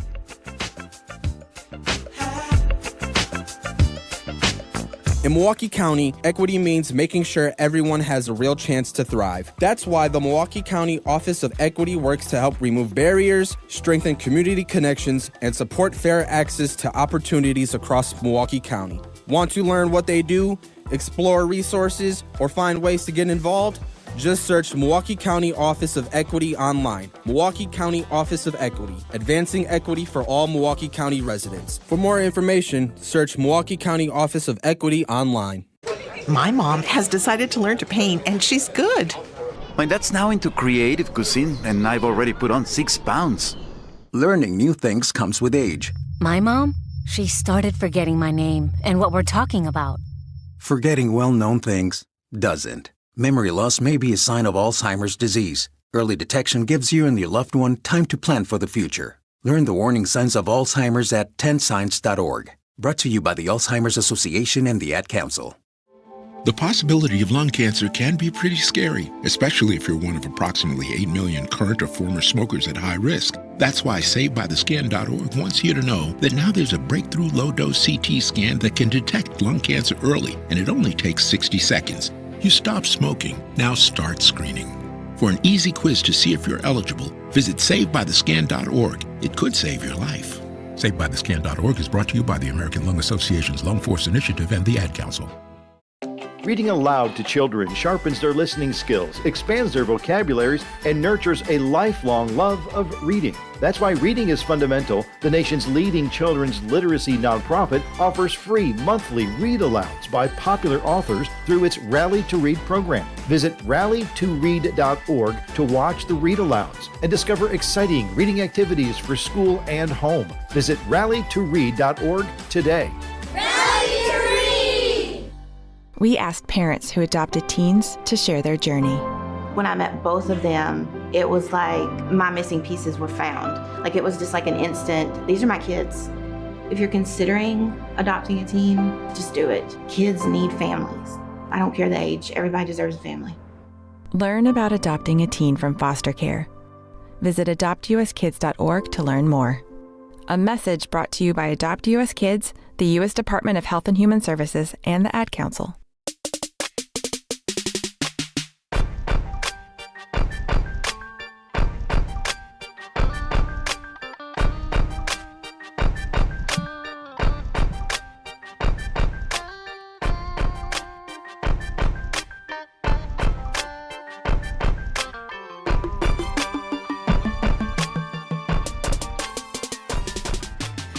.7 The Truth. It's your girl Jazz Tyler. We are live and direct, and we have a special guest, not just a special guest in the building. We have another Milwaukee legend in the building, Shamrock. Thank you so much for joining us today.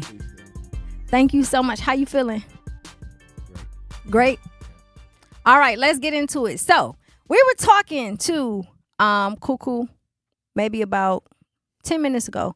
And we were talking about networking and building in the culture and things of that nature.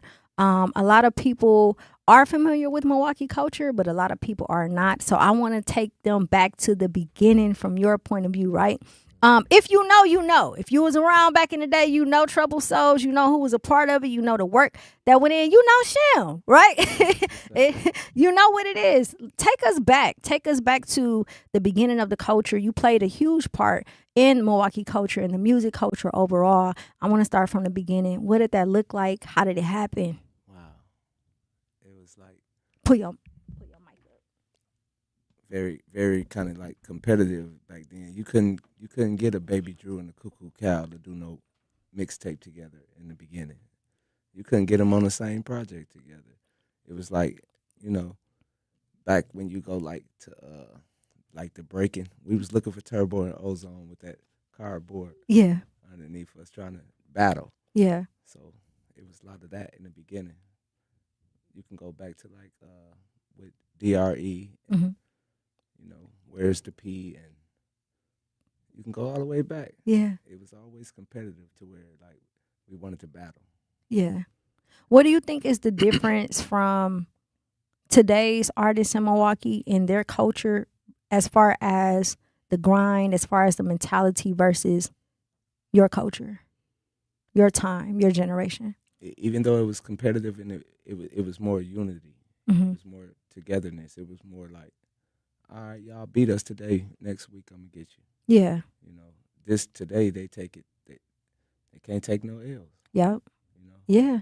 And then you could look at the charts. If it's industry, they can't take no L's. Yeah. Yeah. And then it was, we could take a L, but that'll make the win more, you know, happier when we do win. Yeah. Talking about taking L's, right? We've talked about risk. We've talked about preparation, all of that stuff. What are some of the things that you face? First of all, before we get into the things you face as far as obstacles with music, we got to run out of accolades, man. We got to let the people know, some of the people you work with, the things that you've done so that they can understand how deep this goes back. Shout out to. Hello. There you go. Shout out to like the Outlaws, Tupac. Yeah. Sebo. Yeah. Too Short. Yeah. Big Mike. Section 8 Mob. That's going back way far. Yeah. You know, industry is pretty much anyone who came from Milwaukee got some trouble soul in them. Yeah. How did that name come up? How did you, and who all was a part of the group? Wow. That Napalm, Poker Face, Spoil Rotten, Gina Lee, Lepore, Gangsta Despo. Yes. I mean, but it just grew wings. It's just so many. Yeah. Lipsies. Yeah. Any Armans. Wow. Now it's just like we got so many. It's just I can't even. Yeah. It's a family. Yeah. It's a family. It's something that started. A big olive branch. Yeah. Started one way and it ended up becoming a huge family. During your career, during the time that you guys were involved actively in music, did you think to yourself like we're shaping the culture for the music scene in Milwaukee, or was it never a thought? No, because you were so used to doing that. Yeah. Setting trends or wearing something new or having something first, or we was kind of used to that. Yeah. Going somewhere before, like we were used to that. And now it's different because it seemed like people are constantly trying to force to set trends for clickbait or for social media. Like it's not in them.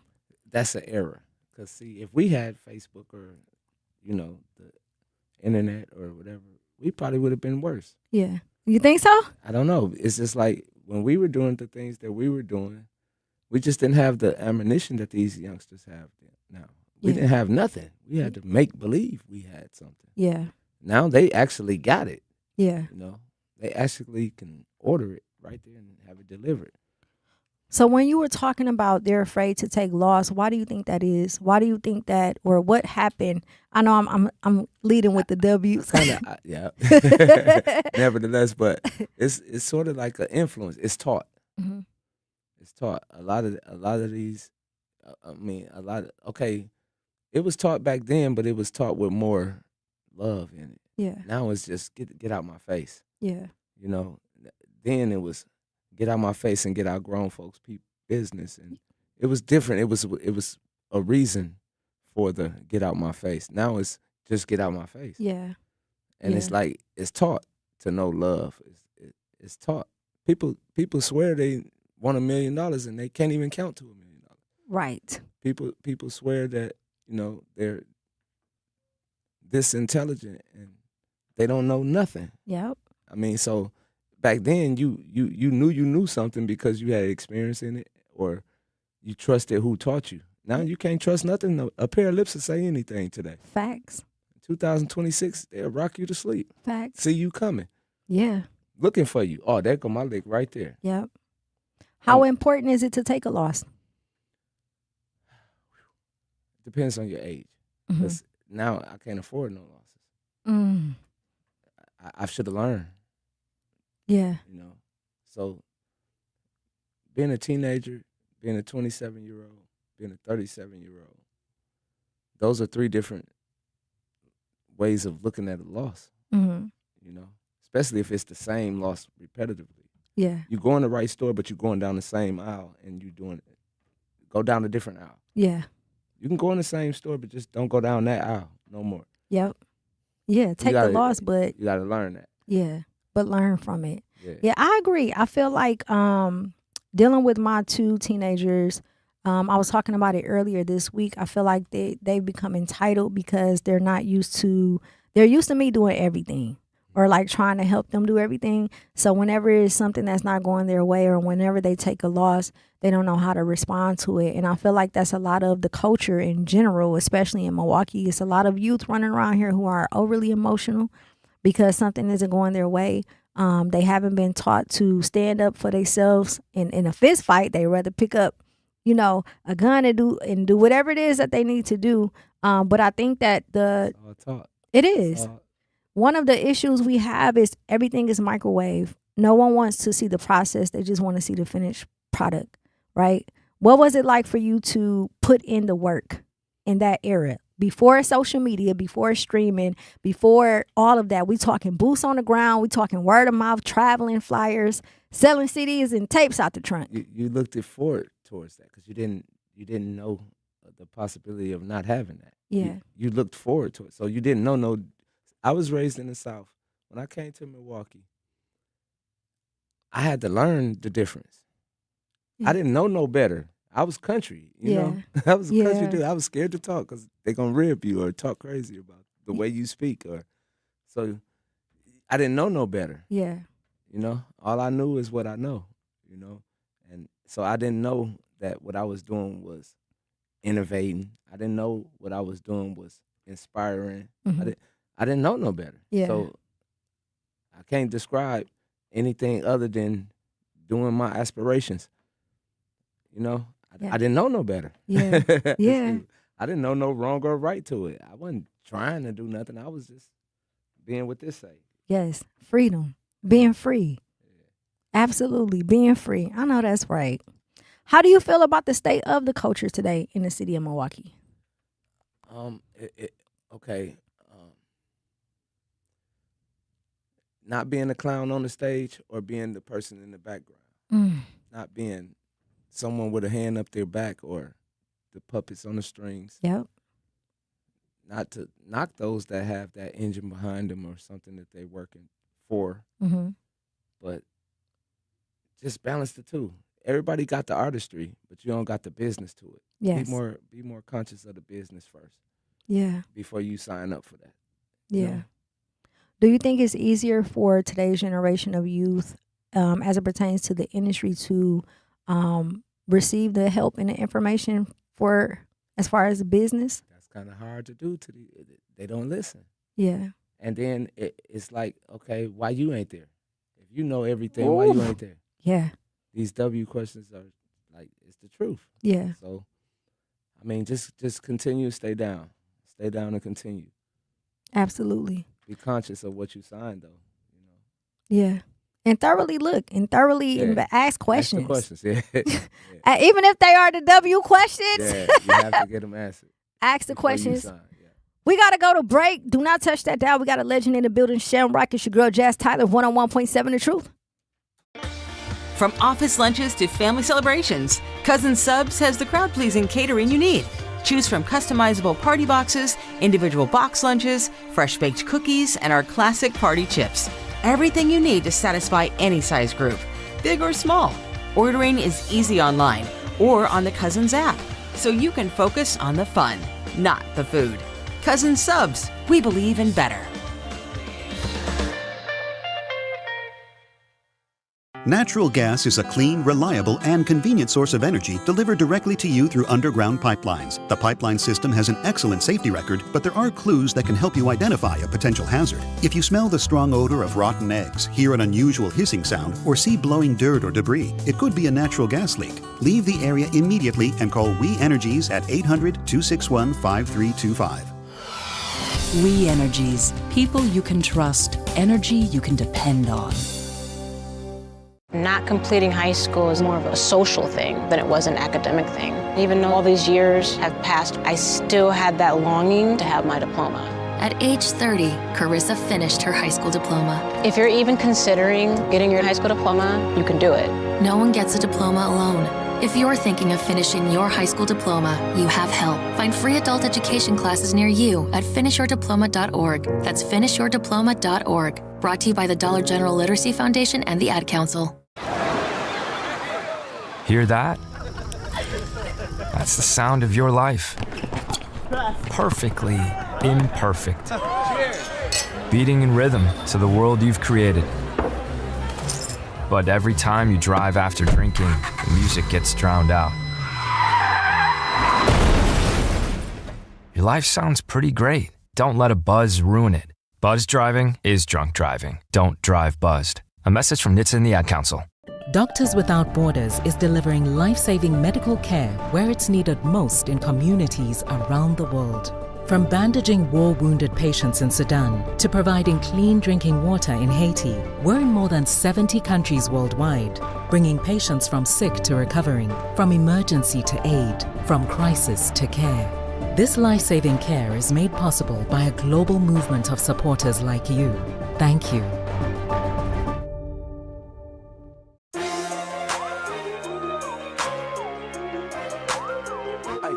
Hey, do your thing. Hey, do your thing. Hey, do your thing. Hey, do your thing. Hey. 101.7 The Truth. It's your girl, Jazz Tyler. We are live and direct, and we have another legend in the building. Shamrock is here.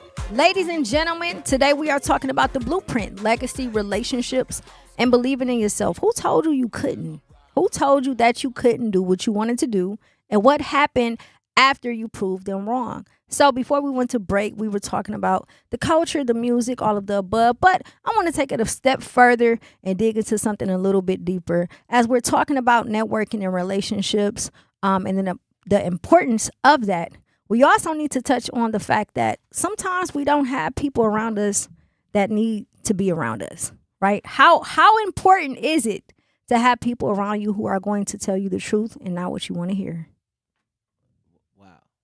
That kind of starts with yourself, though, because you got to be around people that you would listen to. Yeah. Yeah. So it's gonna start with how far did you go with those that you would listen to thus far? Mm-hmm. And now you know who you can take healthy, Yeah. backlash from or correction from. It's a difference between getting corrected and checked. You ain't gonna never be able to check me. Yeah, but you can correct me. Yeah, you gotta be able to reach me to listen. Yeah. And now I understand. Okay, I was wrong. Yeah. I apologize, And then, people would try to see what they see for you. Like, here, wear this jacket. You're supposed to be right there. Like, you got to get those away from you at the same time. Like, that's supposed to be you right there. Like, you got to get those away from you. Yes. You know what I mean? And that takes time, like experience. You can still be young and have it, but you have to go through experiences to understand that. Yeah. Because you can't just get that right off the bat. Yep. It's like, I can't teach you how to stack your own money. You know what I mean? I can't teach you how to do that. Yeah. You know what I mean? Because some people are more giving, some people are more stubborn. Yeah. So it's like, how do you balance yourself? It takes experience. It takes time. Absolutely. You know what I mean? You can't just jump in and not give you the keys to it. If it was easy, everybody would have it. That's right. You know what I'm saying? It's got to be a little hard. Yeah. It got to be a little difficult. Yeah. You know what I mean? You can't do that before you hit the backflip. Yes, I can. I can stick it. Yeah. Now it's like, it ain't no bet with me. Bet. No, it's pay to see it now. Come on now. Woo! How much you gonna pay to see it? Yeah. Ain't no bet. All bets are off. It costs everybody something. Yeah. Might cost some a lot, might cost some a little, but it's gonna cost them all though. Yep. Absolutely. So one of the things as we talking about people telling you the truth, we had a conversation, and we always had these conversations, but we had a conversation yesterday about me standing in my own way. And that was something I was talking about earlier in the show. People not proceeding with whatever it is they want to do because they don't feel like they are ready, right? We have a habit of dimming our light and dimming our light to try and fit in and not be whoever it is that we want to be. You don't want to be a know-it-all, Yeah. However, you know a little bit about a lot of stuff. Yeah. You can't dim your glow of your halo. No matter how you want to. You can't no such thing as dimming your glow. I got that iGoPro glow. I can't dim it. Why run from it? Yeah. You know what I mean? Yep. Like, you might as well embrace it. It's too late. You can't hide it. You thought you could. I mean, see, that's that thought. That thought. Stop thoughting. Stop thoughting. Straight you like thought that. You can hide it. So how do you, for those who are in situations where they may not have the confidence to pull themselves up to say, I'm standing in my own way, what are some things that needs to happen in order for them to? Because it's not easy. It's not easy for me neither. Well, okay. In my beliefs, it's going to take a sense of humbleness, of grounding in prayer or belief of something of higher power. Like the universe has to combine. Yeah. The lines, it has to align. The stars, and you have to believe in some type of higher power. Right. And just ask it for strength. Everything else is on you. You know. Yeah. You know, you got to build your confidence. You got to. It's just like building muscle. Yeah. You know, it's like if I want to work to get to something and be the greatest at it, Yeah. you know it's gonna take work. It's not gonna hand it to you. You're gonna have to put the work in. Who So look or forward towards it. who or what taught you your work ethic? My grandparents. How so? Like I've went hunting with both of my granddaddies and went fishing with both of my grandmothers. Like raised in Mississippi, it was kind of different. You know, you get different things whooped into you that get beat out of you when you get back to me. Come on now. 5, 3, 2, 0, 6. Come on now. You hear me? So, I mean, yeah, my grandparents, I felt at 12 or 11, 12 years old, I was grown by then. Yeah. You know, I knew everything I need. Yeah. Food, shelter, water, and clothes. Pray for it. Yeah. God gonna give you that at your feet. Everything else is a want. Go get it. Go get it. Absolutely. Figure it out. Discipline is something that I feel like a lot of people don't have, or they miss when it comes to missed opportunities, right? Preparation, we talked about that earlier during the week as well, being ready so you don't have to get ready. How to tell you. Right. But one of the things that I'm working on personally, and again, this is, you know, conversations that I've been having all week, was what we talked about yesterday, not making any excuses. I had time to reflect, and I realized that I've been making excuses for myself. Right? I've been ducking that action. I've been running. Effect on people sometimes. 30 seconds, somebody big. Listen, I'm like, man, I have to find a way to step out of my own way, and find a way to. It's not that I lack belief, because I know I can do anything that I want to do, but I feel like the excuses is comfort zone, right? When you constantly make excuses for yourself. Exactly. Be uncomfortable. Mm. When you get too comfortable, then you're uncomfortable. You're gonna need to make something else to be. You know. Yeah. You need to make something else to be. Yeah. If you don't be comfortable, because that's when you're at your when you're comfortable, you're at your easiest to take advantage of. Yes. Yep. Or whatever it may be. You know, you could look at anything that went to prison, the Diddy's, the R. Kelly's, they got too comfortable at what they was doing. Come on now. Come on now. Way too comfortable. You got away with it so many times. How many times you thinking? Yeah. So don't get too comfortable. Always try to reinvent. Yeah. Always try to, you know, keep yourself motivated to continue to do something trend-setting or something that, do it again. Yeah. Yeah, do it again. What you did to get there, do it again. Yeah. You know what I mean? Get comfortable at doing that if you can, which make it so hard. And growth is being uncomfortable. Yeah. We were talking about that too. It puts you in a position, if it doesn't feel right as far as growing pains, then that means you're doing something right, because you're taking yourself out of the norm, out of your element.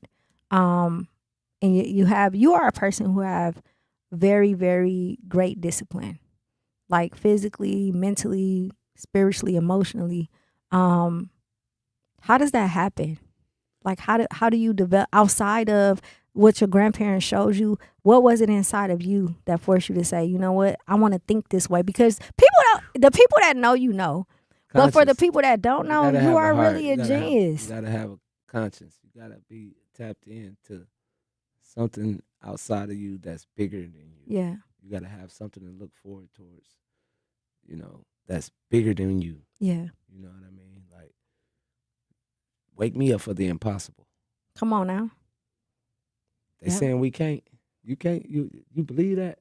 Yes, we can. Yeah. Wake me up right there. I'm gonna start stretching and doing my stretches right there. Yeah. As soon as they say you can't. Yep. Yeah.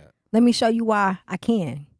But not to prove to you. No. It's for me. I mean, how much you gonna pay to see it? Yeah. You wanna pay to see it? Yes, we can. Let me show you how it works. We gotta go to break. It's your girl Jazz Tyler. Do not touch that dial. 101.7 The Truth. At Milwaukee College Prep, we believe brilliance lives in every child. Here, students are challenged, supported, and celebrated every single day. With small class sizes, dedicated teachers, and a proven track record of academic excellence, MCP is helping Milwaukee kids reach their fullest potential. Enrollment is still open for grades K-3 through 8. Spaces are limited. Apply today. Give your child a school where they'll thrive. Visit mkeprep.com or call today. Milwaukee College Prep, brilliance lives here. Mommy, can I sit in the front seat just this one time? Please, please, please. No, not yet. But why? Because I love you, and you're just not ready yet. Now, get in the back so I can get you in your car seat, please. Putting your kids in the right seat for their age and size is an act of love. Check that your kids are in the right seat at NHTSA.gov/the right seat. Love protects. A message from NHTSA and the Ad Council. In sitcoms, when someone has a problem, they just blurt it out and move on. Well, I lost my job and my parakeet is missing. How was your day? But the real world is different. Managing life's challenges can be overwhelming. So, what do? We get support. The Huntsman Mental Health Institute and the Ad Council have mental health resources available for you at loveyourmindtoday.org. That's loveyourmindtoday.org. See how much further you can go when you take care of your mental health. For 250 years, our armed forces have bravely served America. Wounded Warrior Project honors that legacy by supporting post-9/11 service members and veterans like Anthony, a Marine who was injured by a roadside bomb in Afghanistan. They carried me through my injuries, not just my physical, but my mental. And seeing other vets doing the same thing helped me tell myself, hey, you can do this. Join us in honoring warriors at woundedwarriorproject.org/America. In the United States, a vehicle is stolen every 31 seconds, about as long as this message. Luckily, you can take a few easy steps to protect your car in the same amount of time. Remove your valuables, roll up your windows, don't leave your car running unattended, lock your doors, and take your keys or fob.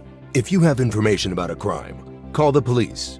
If you suspect insurance fraud, also call 800-TEL-NICB. A public service message from the National Insurance Crime Bureau. I always had to be so good, no one could ignore me. Carve my path with data and drive.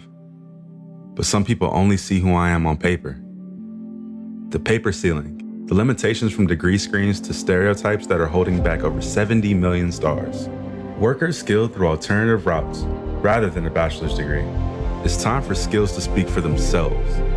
Find resources for breaking through barriers at tearthepaperceiling.org. Brought to you by Opportunity at Work and the Ad Council.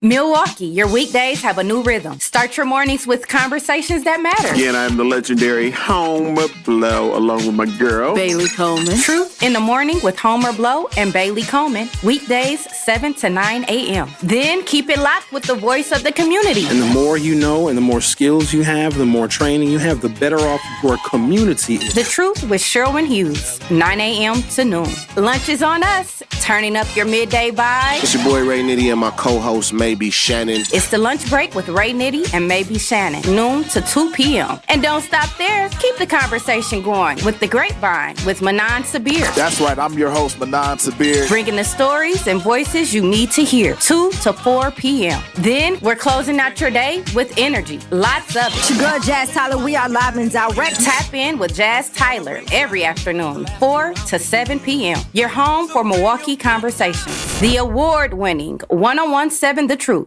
Watch and listen to The Truth with Sherwin Hughes weekdays 9 a.m. to 12 p.m. Sherwin's the king, or the airwaves king.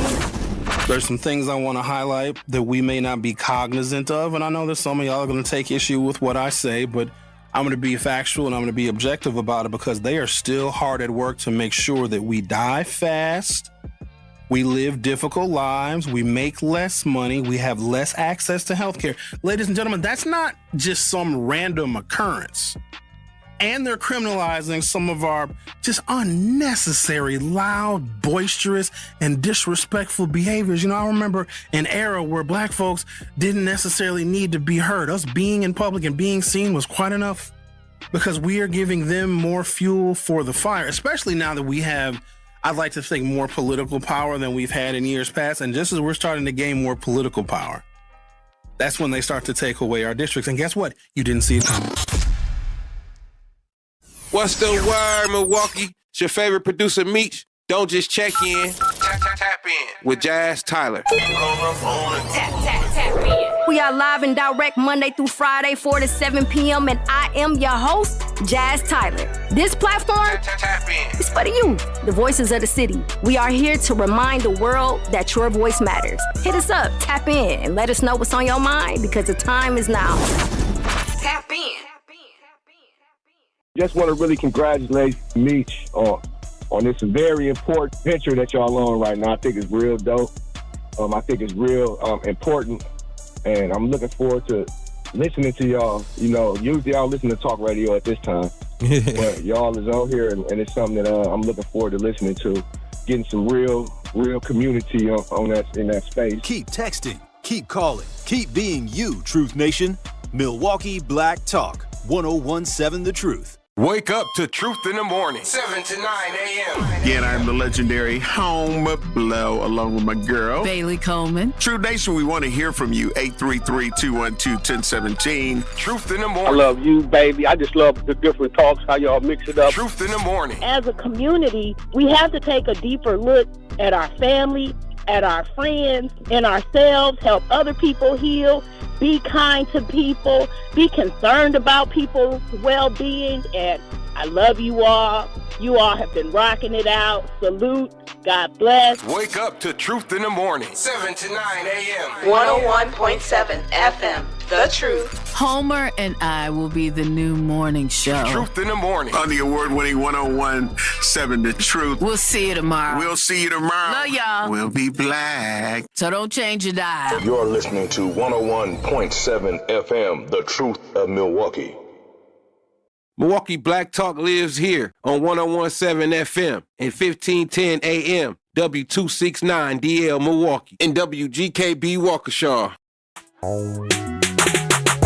Pull up with that no joke, addicted to my here itching is no dope. 101.7 The Truth. It's your girl Jazz Tyler. We are live and direct, looking to discover and support local businesses in our community. Then make sure you tune in every Friday, 8 a.m. to Truth in the Morning with Homer Blow and Bailey Coleman for What the Business Is, powered by We Energies. Each week you'll hear from local business owners as they share what their business is, where they are located, and one valuable lesson they've learned along the way. We Energies is proud to help power local businesses in the communities they serve. Don't miss What the Business Is every Friday at 8 a.m. only on Truth in the Morning with Homer Blow and Bailey Coleman, powered by We Energies, delivering the high energy that powers local businesses. Milwaukee Truth Nation. It's your girl Jazz Tyler. You are officially tapped in. We got a legend in the building, Shamrock. Thank you for joining us. What's happening? So we talked a little bit about Troubled Souls. Let's get into Fourth Coast, right? For those who were around, it was a time. Right? We're talking Money Eyes, rest in peace, Money Eyes, Spoiled Rotten, Loud Pack Larry, Lady J. Man, listen, the list goes on. So many people was involved with creating this, and you were the forefront of it. Let's talk about Fourth Coast, how it came about, and what that means to you. They say the best for last. Yes, indeed. That's Money Eyes, you know. Yes. Money Eyes, Boss D, Spoiled Rotten. They, you know, me coming home, hooking up with them guys, and then it was just like, let's try to do something again to make a second wave of a push after the Troubled Soul album and all of that. It just was, wow. It was too much too fast at one time, I think, you know. That's why it didn't pan out for me, you know. But, man, that was a big wave. It was necessary, and the impact to see. So earlier, Cuckoo was talking about how the city needs to unite and come together more. I feel like Fourth Coast was probably the first time we've ever seen so many independent artists come together under one label without any egos, without any pride, but just with the determination to say, hey, I want to make it, you want to make it, let's put it together and see what happens. That's what that was. Yeah. You know, it's sort of like how, you know, shout out to Tony Neal, you know, with the core retreats and, you know, giving opportunities, because people don't even really know, like, he broke Boosie and Webby at their first core retreat. Yep. You know, that's when you start to see them together type of things. Like, just to give that, we need more of it here in the town. You used to have to go and audition and pay to be able to perform, and you had judges that was from industry or we need to get back to that. Yeah. You know what I mean? So how did the Fourth Coast come about? It was just in the basement. Just hurry up and go out there and try to do something. Yeah. Like I said, they called me and said, in an hour we're gonna have a meeting. Like that was all the preparation. And in an hour, they was like, now say what you said yesterday. It's 63 people there. Like, I didn't know, but that's how that happened. It just was, we was all new to the, internet and whatever, and that turned into the Wham Room. We had 10,000 people in the Wham Room. Yeah, I remember the Wham Room. Yes. So like, it's just, I don't know. It was just that type of vibe. You know what I mean? That type of wave. Like, we all moved in sync. Mm-hmm. So when you have experience being an independent artist, but also having a label with Trouble Souls and then Fourth Coast, how do you manage to keep artists from feeling insecure? Yeah, when you have so many artists on the label. It's easy for me because I tell them, like, I work with you, for you, and about you. Yeah. But I ain't your hoe. Yeah. Yep. If you make smoke, I'm gonna make fire. Yeah. Make the phone ring, I can answer it. Yeah. I ain't gotta make the phone ring and answer it. I wouldn't even need a you. Right. Exactly. So you gotta have that determination, that will to want it for yourself, and then I can attach and help that. Yeah. So it's easy for me. But from ground zero to 100, it's like I don't got the time to be walking you across the street and holding your hand. Yeah. You got to really want this, yourself. Yeah. You know what I mean? You saying you in the store and you saying, listen to my demo. Yeah. What's your name? If you ain't got no content up, you ain't serious yourself. Yeah. How can I take you serious? If you selling T-shirts, but you ain't even got your T-shirt on. Come on. Yep. So it's a little bit different now. You know what I'm saying? Like, you got to want it yourself. Yeah. You got to make that first effort yourself, and then people will help you, with your run and your stride. So what was the recruitment process like? Because we talking Baby Don Dada, we talking Loud Pack Larry, rest in peace. We talking Money Eyes, rest in peace. We talking, who else? Who am I missing? Killer King. Tay Gutter, rest in Mr. peace. Freeman. Come on. It's so many. Yes. Now, the recruiting, it was just by word of mouth. Like, everybody wanted to be a part of one thing. Mm-hmm. Like, we gonna make it like this. Together, we can do it faster. Yeah. Let's work. Yep. If it's let's work, it's less work. If it's let's work, it's less work. For real. Yes, indeed. It's just that simple. Yeah. You know what I mean? And to push all the egos to the side and come together like that. Did you see how Baby Don Dada and you had some of the awkwardest collabs? Yeah. In that, like, you didn't even see them hang with each other. Yeah. And they made a whole mixtape together. Yep. So that, shout out to Soul, man. DJ Soul. That's Listen. who you need to get up here. He most definitely was got the all Soul. The answers to the city. Yeah. The streetest DJ on the city, man. Yes. 53206, the green signs, y'all. Yeah. This ain't the brown signs. No shout out. No blocks to that. This ain't the blue signs. It's the green signs. It's the green signs of Milwaukee, Wisconsin. Yes, indeed. I remember walking into the studio. So I wasn't a part of Fourth Coast, but I was like an honorary member of Fourth Coast. But I remember walking into the studio on Lisbon, on what is that, like where North Avenue is, and just seeing so many artists in one room, like the top artists, and how everybody was in their own zone doing their own thing, and one person over here writing, the other person over here producing. Like, it was like a factory. Did you sign that? I did. Yeah, absolutely. Absolutely. That's dope. But how do we, with what today's culture and the music in Milwaukee now, how do we get that back? How do we get today's artists to want to collab at that level? That's a question right there that it's gonna take for the youngsters. We have to feel into what they feel. Yeah. You know, because today they pushing youngsters don't show no respect to elders. Mm-hmm. And then elders are scared of youngsters. So it's how, we gotta, bridge that gap with that. Yeah. You know what I mean? That's easy though. That's easy. That's no problem. Yeah. But that sense of communication is not there. Right. It's not there. You know what I mean? People are afraid of it, or people saying, forget that. Do you think it was designed that way, or do you think that's just the way it is? No, everything is influence. Yeah. From what you're watching, from what you're hearing, from what you're seeing, everything is an influence now.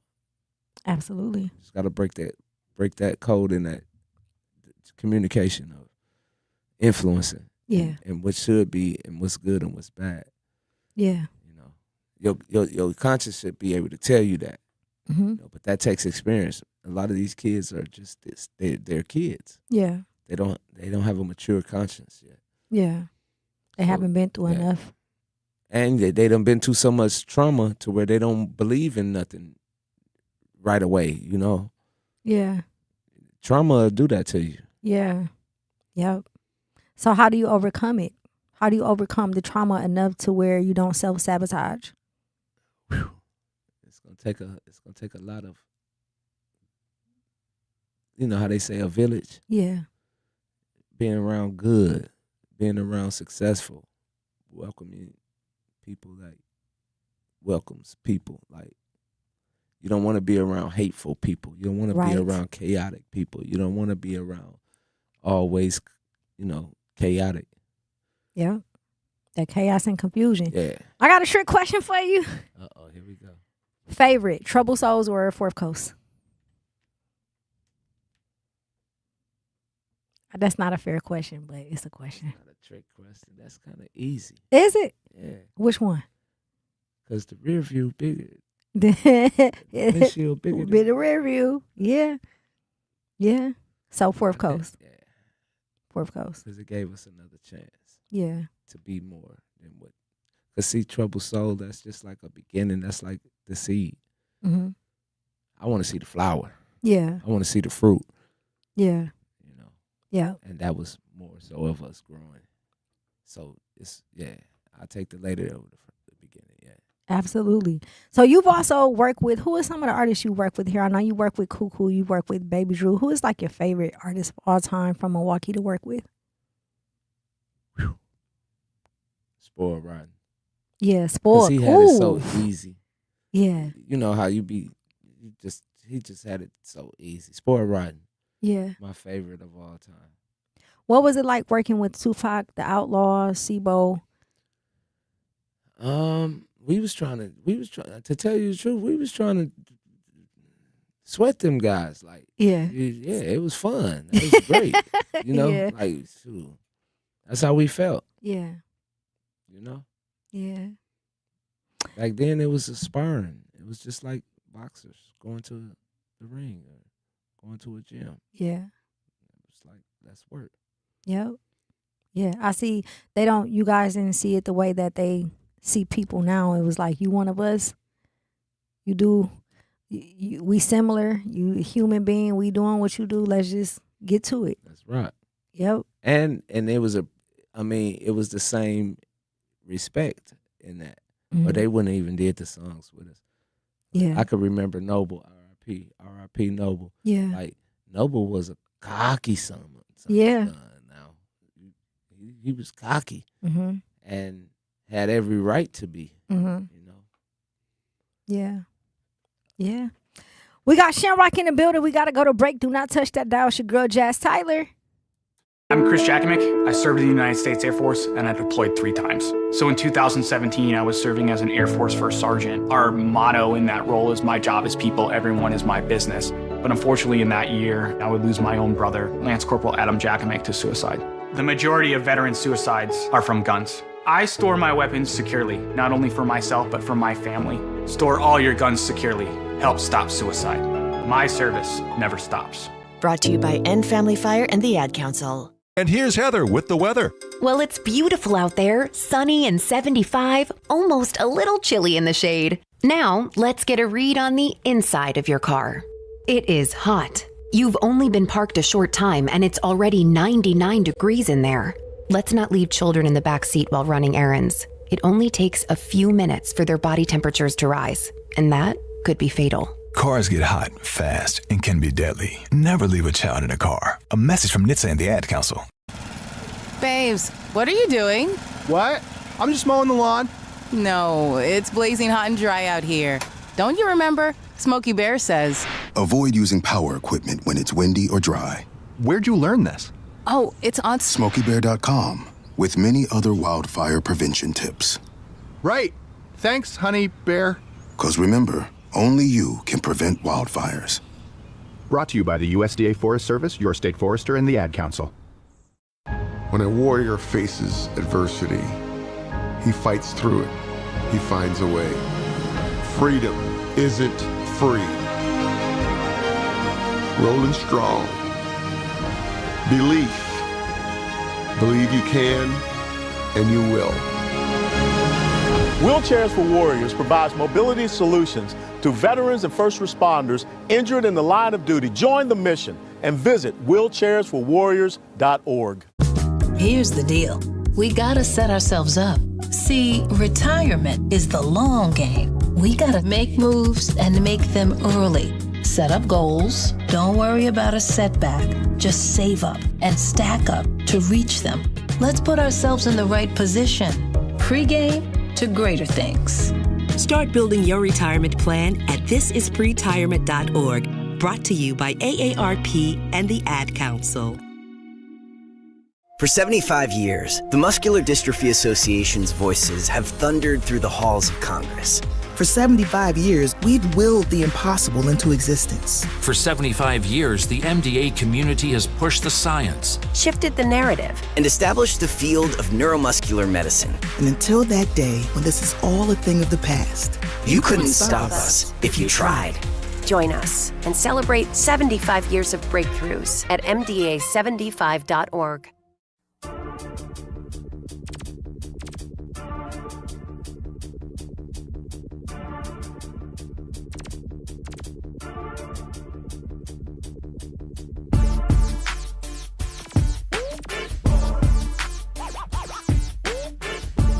.7 The Truth. It's your girl Jazz Tyler. We are live and direct. We got some special guests and legends in the building. Shamrock is here. My brother, Lavo, Ricky Blow.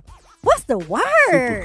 Super cold. He done pulled up to the Illy Millie. What's up, Larry? What it do?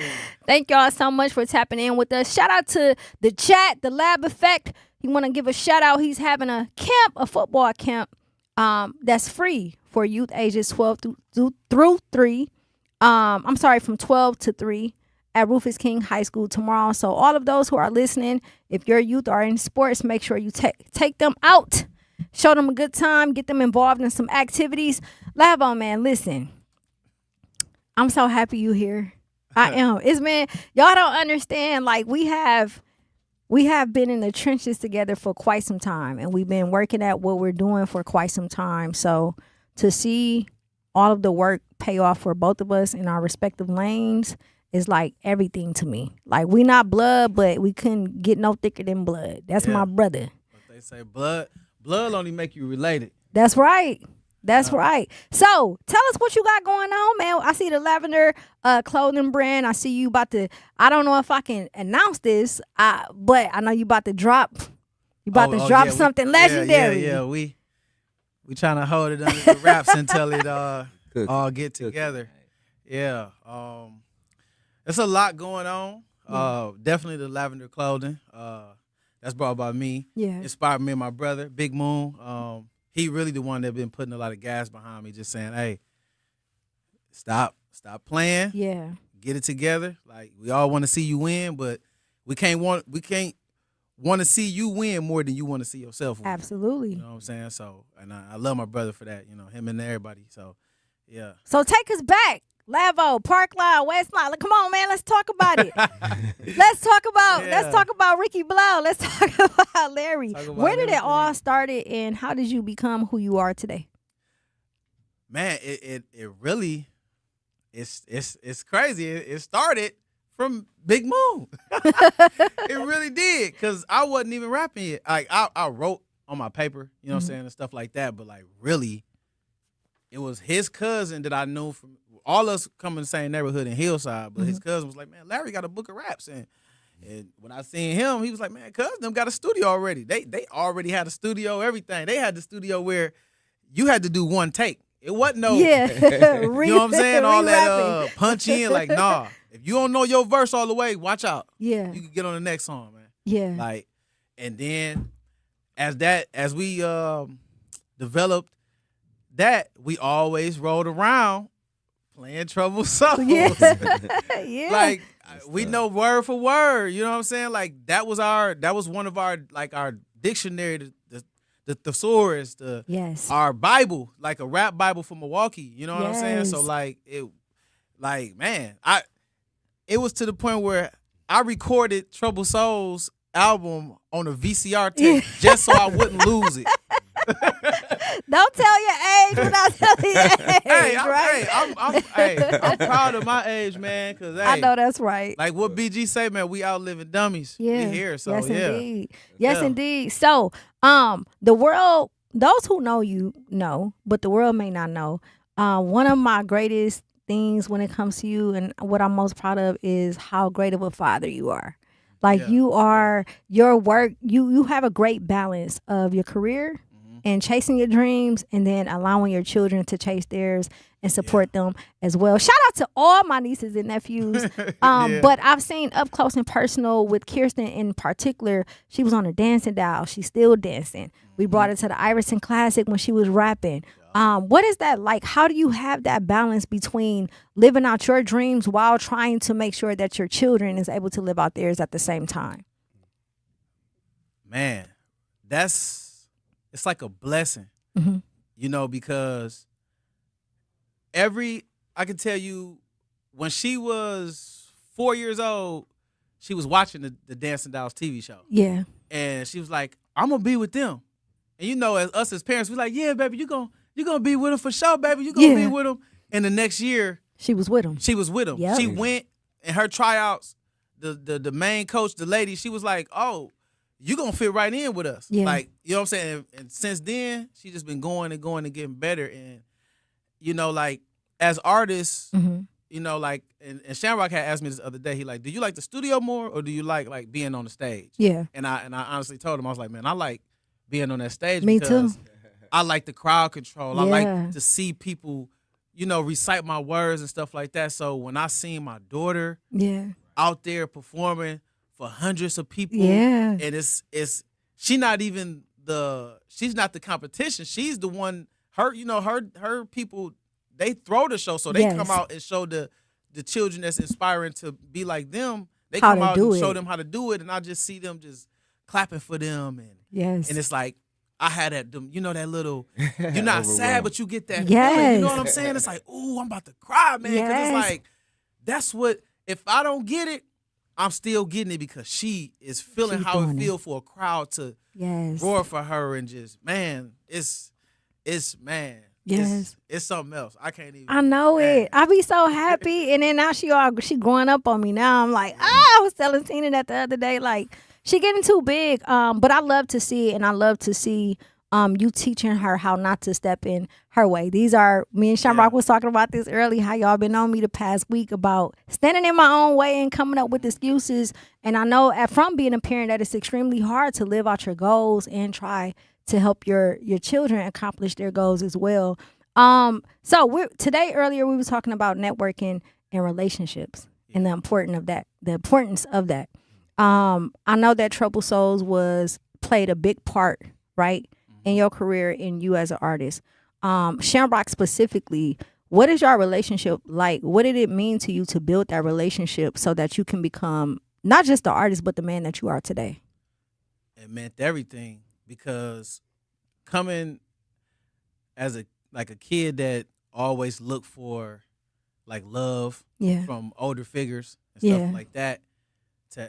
To sit back and listen to this album, because back then we looked at that CD and when we listened to it, Troubled Souls was on top of the world to us. Yeah. So it's like, if we can get to meet them one day and my connections to them, like my father and my cousin was always around them already. Yeah. They was because I used to be down there all the time, my auntie birthday and all that. Like, Yeah. so I was a kid, but they was developing this and I didn't even know. So by Yeah. the time they did it, and then Shamrock had his what he had to go through. Yeah. You know what I'm saying? We patiently waited for him to come home, but the first day I was so excited to Be around just them. be around him and just because spoil riding in they pond and poker face and all them, they got to experience that guidance that he was giving them. Yeah. And it was like from the first day, he just right away was like, "Oh man, come on, this the wing, you under it, let's go." You know what I'm saying? And Man, I used to steal this CD from him. Like the one with the wings or the angel or something on the front of it. I used to Over steal the that from world. dude. When we talking about relationships, Lavo was speaking about you being one of the first people who was supporting him, right? Even with the clothing brand. What does it mean? Like, what does real support look like? Showing up for your people. I mean, just like when y'all was just talking about his daughter. Like I watched him like front hand. Like I'm on the phone with this dude for hours when he had her trainings and stuff. Like me and him be on the phone with each other. Like he in the parking lot while she had her classes and stuff. Like just chopping it up for hours. Like, and he giving me game. I'm giving him game. Like he pushing me, telling me like I'm just telling him, like, bro, you got all the tools. Like really, like we need you. Yeah. Like we need you more than you need us. I tell him every day. Like I text him and tell him, I be on him. Yeah. But he pushed me too though. Yep. Like real brother. Like when I first started hanging around him into it, like what he said, everything he said, you felt it instantly. Like what he just described, you felt it. It wasn't no can I hang out? It was like I'm already here. Yeah. Yep. I ain't going nowhere either. Yeah. Nope. Like yeah. You couldn't deny it. You couldn't put him out. You know what I mean? Out the studio. I'm getting on that song. I'm getting on this. He was That's that sitting there writing dedication. on it. I'm getting on this. Yeah. So like, and I saw that. I saw that will. You know how you could just look yourself in the eyes and say like, dang. Yeah. That. And I called him the underdog. Yeah. I told him then. Yeah. Yep. Yeah. Yeah, Larry work ethic. I'm sorry, Levo. Your work ethic is amazing. I've had the opportunity to build with you, and I'm glad. Like a lot of people don't hear these stories, but when I was rapping, I wanted to live in Atlanta so bad. I went down there, was rocking with Zech and all of them, and I'm like, I gotta move here. But I was a single mom, 22, 23 years old with 2 children, and I didn't have support. But I went to Atlanta. Lavo, shout out to Sis Tina. They opened their doors for me. They opened granny doors. Whatever it is they can do to make sure that I was able to get to where I needed to go. They did it for me. They showed up for me. They didn't ask for anything in return. And we've been rocking and rolling ever since. And we talk about it, but I want to publicly say thank you for that, because I don't know if I would have gotten far as I have had I not had y'all as my support system where I can call at any given time and say, man, I'm trying to come there and work. Come on, sis. That's what he said. Come on, sis. We rocking out. Those relationships is important. So I appreciate you. I got to give you your flowers for that. But also, too, because I do feel like you are the underdog. Your flow is one of the sickest flows that we've ever seen in Milwaukee. I'm excited to hear the music that you're working on. Can you touch a little bit on what you have up and coming? Yeah. So I guess, well, look, I could touch on a little of it. You ain't got to give them the whole recipe. Okay, so producer from here, 40 Mil. Shout out 40. Yeah, shout out to 40 Mil. We've been putting a lot of stuff together, like just building my sound, building our sound together. Yeah. You know what I mean? And to work with a real producer and not just a beat maker. Yes. Because that's a difference. Yeah. We talk, just like me and Big Moon, we talk on the phone for hours, and it's like, yo, bro, I heard the verse on this song. Maybe you could go back and do this and do that and do this. Yeah. And then, so we formulated. We got 2 projects out, Milwaukee in the 90s, yeah, where I pay homage to every artist that I feel like made an impact on me. That's dope. Shout out. Yes. That made a lot of, you know what I mean? Yeah. A lot of noise out here in the streets too. And yeah, man. That's dope. Yes. We got that one. We got Another Level, where it's a digital cassette. So Okay. it's a one play. You got to play it all the way through. Ain't no skips. Yeah. But it's because I want to go like, man, I want to do a cassette tape, but the only way to do it is to do a digital is just make a one play. Yeah. So I call it, so a crazy thing about that is earlier today when I was at the airport, I got to Chicago at 7 o'clock, Mhm. and I couldn't get my rental car until 10. Mhm. So I'm sitting there and I'm dozing off by the window and I'm dozing off. Bro, I look to my side and it's Eric Sherman, dog. What? Yes. Because when I look, I'm like, that it looked like him, but that ain't him. But then I seen his eyes. I was like, that's dog. Yeah. The green eyes. Yeah, I seen them green eyes. I'm like, that's dog. So I'm like, nah, Lavo, just calm down. Don't be too woo like too fanned out or whatever. Just let dude be, let him be at peace with. But he had the Kanye Bob over there, like I'm like, he was in it. Yeah, he had the Kanye Bob. I'm like, I got to. Yeah. And that's the thing about dealing with pride, because Come on now. man, I'm gonna just let him be. But then I say, you know what, Lavo? You got to. Yeah. Even if he just listen to it, Mhm. that's all you need. You don't want nothing else. Just to spread that word. Yes. And I had to gather myself together and stuff. Poke my chest out. You know what I'm saying? I walked over to him, and he looked at me, and I just put my hand out, and I'm thinking about, because I had just watched the interview with him talking about Pop. Yeah. So I just instantly was like, "What's up, man? My name Lavo, man. I know who you is, but I ain't trying to, too much or whatever." And I was like, "Hun, I already had the screen ready." And I was like, "Here, man, just take a picture of my phone real quick, and when you get time, just go and play that album." And he's like, "Oh, Another Level. Okay, I'm gonna play it when I get on the plane." Yeah. And I was like, "All right, bet." And then I left, and I was like, "Man, what if I wouldn't have did that? Even if nothing comes up out of that, it built something else in me again to say, you gotta be uncomfortable." Yes. You know what I mean? Yeah. We just said We just gotta said be that. uncomfortable. So Don't step in your own way. yeah, because I was in my own way for about 30 minutes. Yeah. No, don't go bother him. Like, don't you know what I mean? And I'm like, Cause if you didn't do that, I would have got on you all the jap I've been getting all week about stepping in my way. And no, man, listen. Sometimes when you plant those seeds, it's not just even for you; it's for everybody else. Yeah. It may be something on that album that he needs to hear for himself, right? And having an encounter like that he's not somebody you run into every day. Yeah, that's that networking piece.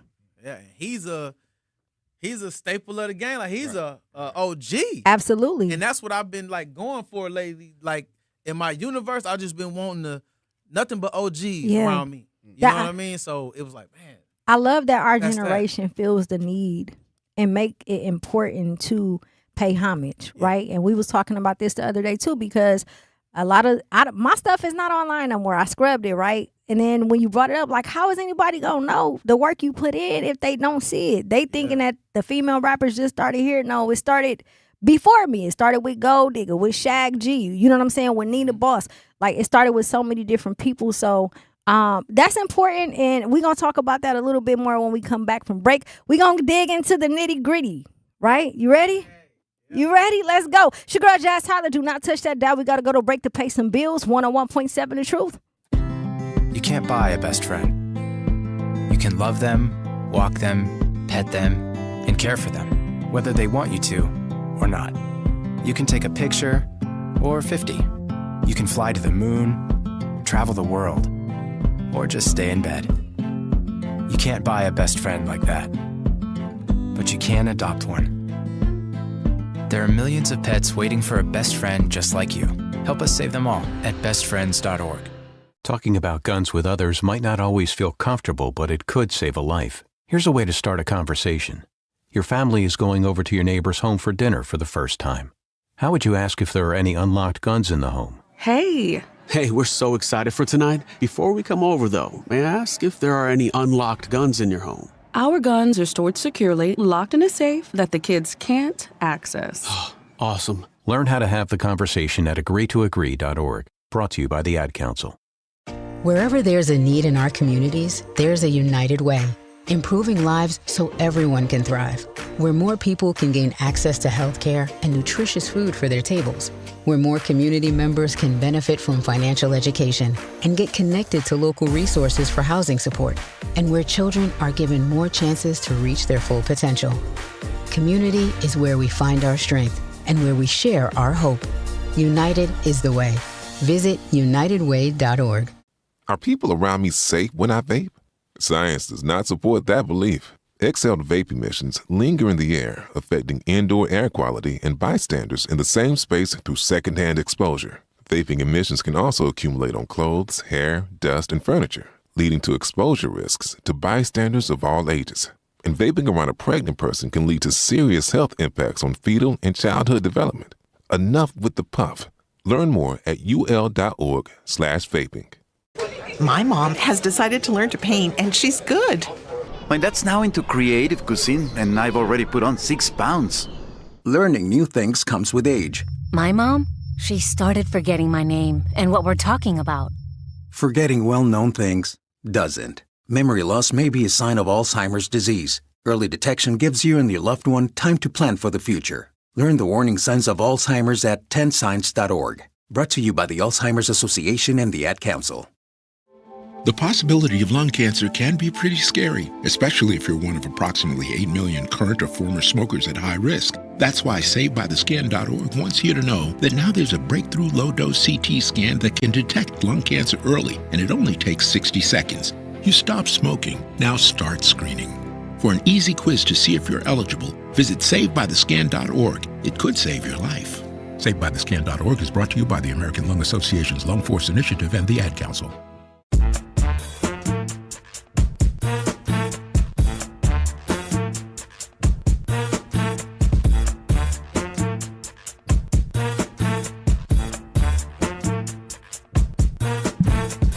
101.7 The Truth. It's your girl Jazz Tyler. We are live and direct. Do not forget to like and subscribe to our YouTube channel. Follow us on social media at 101.7 The Truth, as well as Tap In MKE. We got a legend in the building, man. This one personal, man. This my brother. This my big bro. Lavo, a.k.a. Ricky Blow. Big Moon in the building, too. What's the word, y'all? How y'all feeling? Back. Listen. Good. So today we've been talking about relationships, about networking, about all of that stuff. And one of the things that I do want to touch on when it comes to building with people and having people around you that's important, it all starts from you. It starts from what make you the way you are, your character, your morals, your integrity, what you believe in. Who made Lavo the way he is? What happened? What happened in your life? How did you transition from this person to becoming the man that you are today? It's a long journey, you know. It ain't just been me. It's been a lot of people in my life that, yeah, you know, and trauma that I went through. Yes, you know, in different stages. You know, when I was a kid, I always had somebody to look up to. Yeah, and then you know something tragically happened, and it's like, man, yeah, you know, and I had to like try to figure out a way to kind of like cope with that. Mm-hmm. You know what I mean? And a lot of it is like my defense mechanism is kind of like finding somebody or looking for somebody to look for that exact person again. Yeah. But you can never find that. Yeah. So I did lose, me and Big Moon, we lost our brother. Mm-hmm. And he was everything to us. Yeah. You know, to where we didn't move without him. Yeah. Like if you seen him, you seen us, or we was always close. And then we had fathers, but they wasn't like active like that in our lives. So like we was teaching each other, and he was our bigger brother. So a lot of things that we didn't know, he would be learning it from his OGs or whatever, and he would bring it back to us. Yeah. So that was like our guidance, like, you know what I'm saying? So he ended up passing away 2005. Mm-hmm. And that's where my life really, you know, just like took a turn to where I was like really, really lost. Yeah.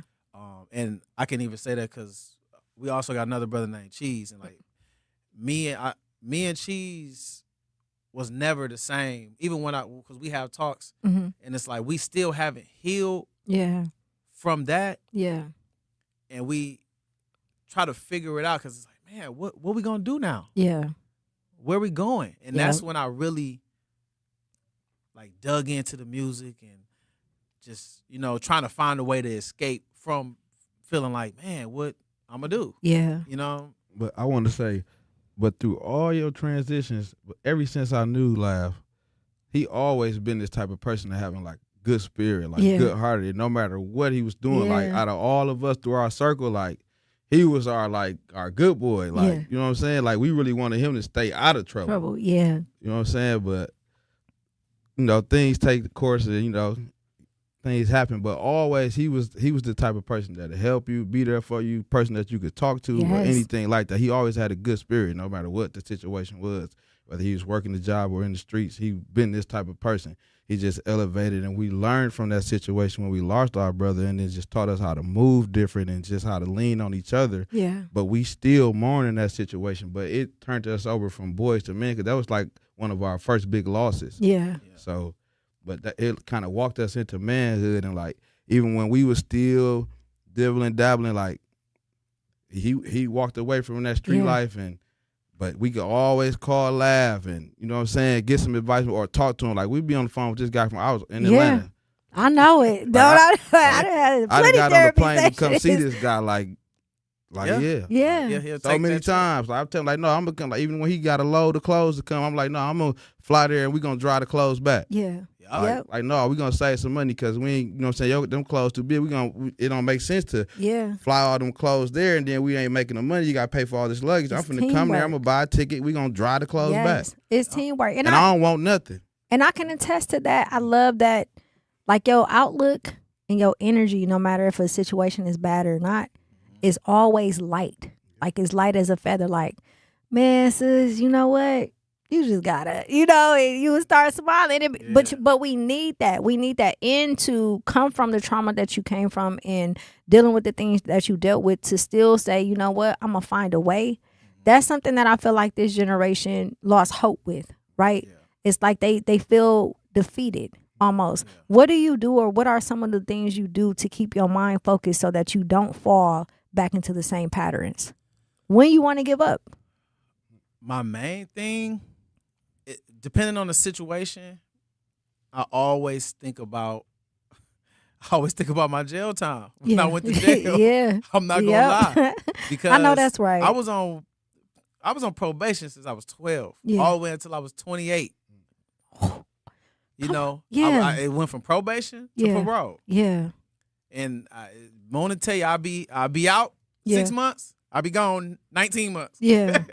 I'll be gone 3 months. Get back out there like, what happened to L? Oh, man, L locked up again. Like, so in my very last one, I learned about consequences. Mm-hmm. And I think as younger people, our generation now, they don't understand the consequences. Yes. So they do and they do and they do until they had enough. And see, me, the consequences of sitting there and somebody treating me any type of way that they want to treat me. Mm-hmm. Like, I went to boot camp. Yeah. And that was the final straw, because boot camp, you have to ask permission to speak.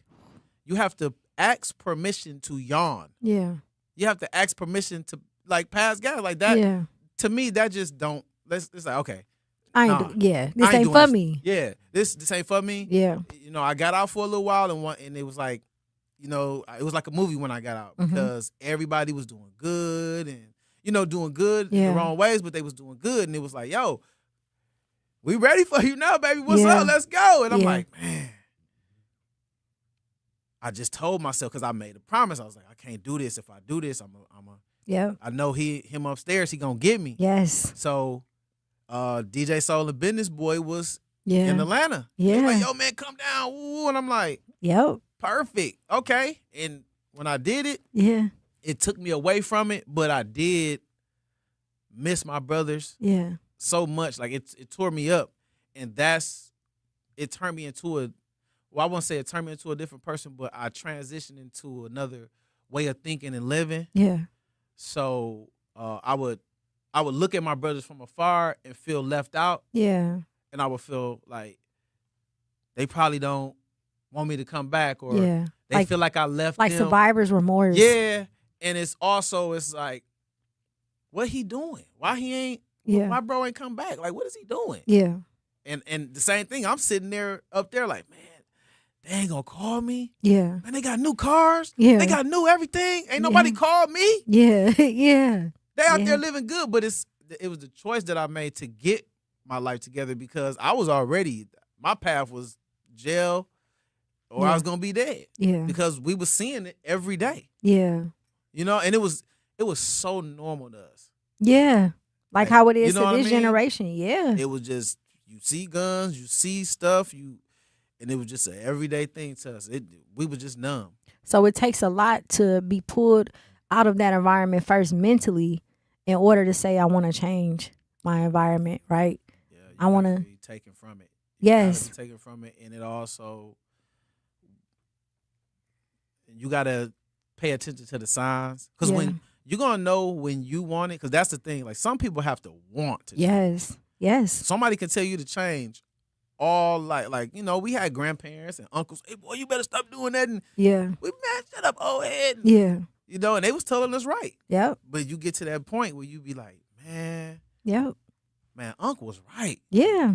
And I'm trying to teach my students now, don't wait until it happens. If I'm giving you the game and the blueprint now, I'm telling you to make sure you don't go through what I went through. But one of the things I want to touch on that you mentioned that is so imperative, especially to the young generation, is it always has to be one. There needs to be one person who is willing to risk and sacrifice going away to make a way for everybody else.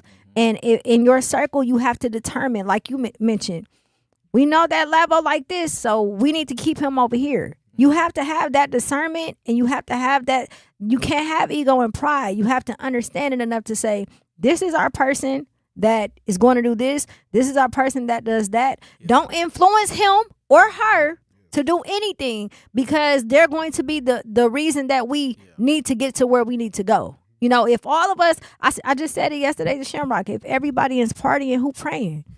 Right? My anointing is different now. The woman I am today now is not who I used to be. So the people around me, I need that protection. Like, nah, Jazzy can't be this type of way because God listened to her differently now. Yeah. You know what I'm saying? So protect your people when they are trying to evolve and trying to make a way and they're trying to change the circumstances. Don't get bitter about it. Are you trying to, leave us for the birds? No. Give them that motivation so they can be whatever it is that they need to be. We got to go to break. We got Lavo in the building. Big Moon here. Milwaukee, it's time. We tapping in 101.7 The Truth. Reading aloud to children sharpens their listening skills, expands their vocabularies, and nurtures a lifelong love of reading. That's why Reading is Fundamental, the nation's leading children's literacy nonprofit, offers free monthly read-alouds by popular authors through its Rally to Read program. Visit rallytoread.org to watch the read-alouds and discover exciting reading activities for school and home. Visit rallytoread.org today. We asked parents who adopted teens to share their journey. When I met both of them, it was like my missing pieces were found. Like it was just like an instant, these are my kids. If you're considering adopting a teen, just do it. Kids need families. I don't care the age, everybody deserves a family. Learn about adopting a teen from foster care. Visit adoptuskids.org to learn more. A message brought to you by Adopt US Kids, the U.S. Department of Health and Human Services, and the Ad Council. Not completing high school is more of a social thing than it was an academic thing. Even though all these years have passed, I still had that longing to have my diploma. At age 30, Carissa finished her high school diploma. If you're even considering getting your high school diploma, you can do it. No one gets a diploma alone. If you're thinking of finishing your high school diploma, you have help. Find free adult education classes near you at finishyourdiploma.org. That's finishyourdiploma.org. Brought to you by the Dollar General Literacy Foundation and the Ad Council. Hear that? That's the sound of your life. Perfectly imperfect. Beating in rhythm to the world you've created. But every time you drive after drinking, the music gets drowned out. Your life sounds pretty great. Don't let a buzz ruin it. Buzz driving is drunk driving. Don't drive buzzed. A message from NHTSA and the Ad Council. Doctors Without Borders is delivering life-saving medical care where it's needed most in communities around the world. From bandaging war-wounded patients in Sudan to providing clean drinking water in Haiti, we're in more than 70 countries worldwide, bringing patients from sick to recovering, from emergency to aid, from crisis to care. This life-saving care is made possible by a global movement of supporters like you. Thank you.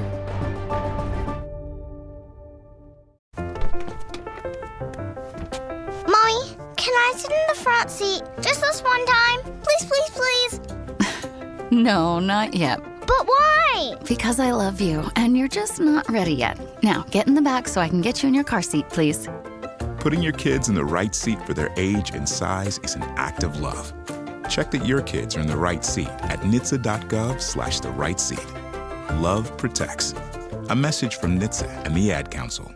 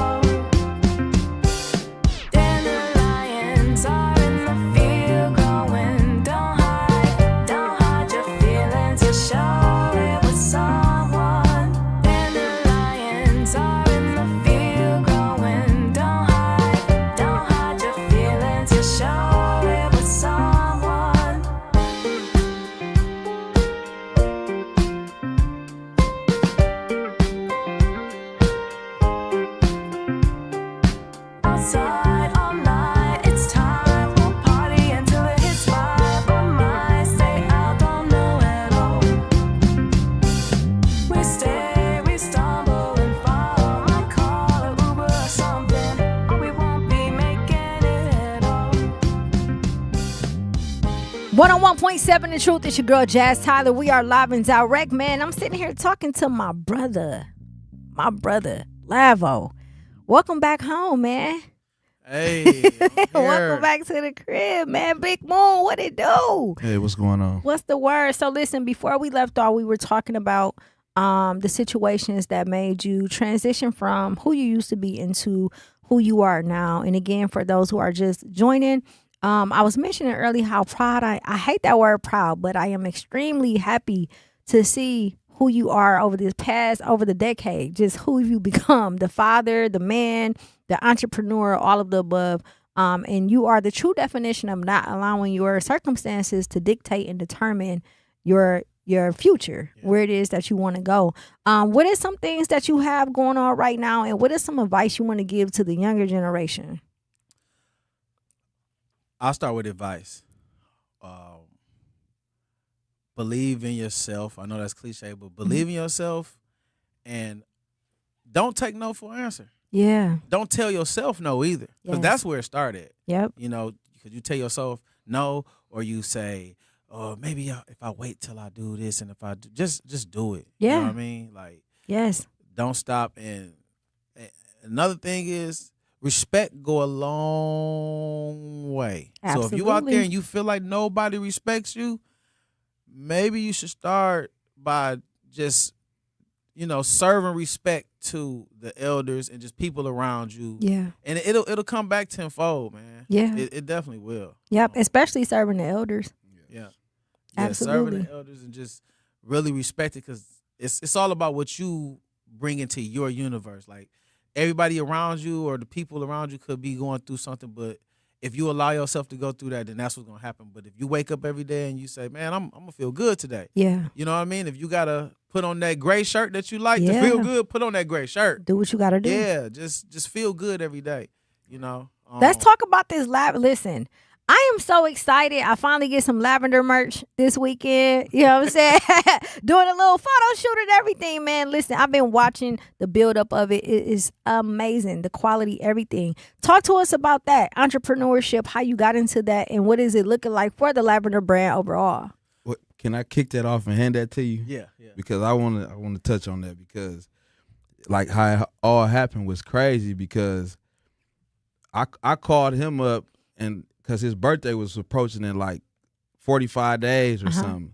So I'm like, dog, you know what I'm saying? Like, I want to do something for you. Yeah. Like, I want to get everybody together and do something for you, man, and just sit down. So I put together a dinner with all the guys and got a caterer and created rented out a hall and everything like that. So, but I got that situated, and then I'm like, man, like, what we gonna do, man? Yeah. Because he had already came to Milwaukee before, and then he had this shirt with lavender on there and stuff. So when we talking and we planning out the dinner and stuff, so I'm like, man, I'm shooting some ideas at him. I'm like, man, you should do this, man. Like, you should do this. I'm like, you should put this on the back of the shirts, and you should.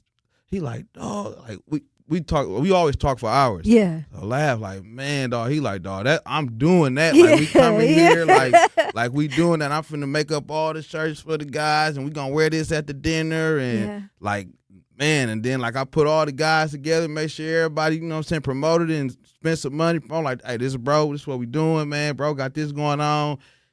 The rest was history. Everybody been supporting him ever since. Like, he came up here, he put it into play, like, but that's Let's do it. Come on, man. That's definitely all what it takes is a couple words of inspiration, man, and you can bring that. You can get paid for your thoughts. Yeah, Promise you. You can.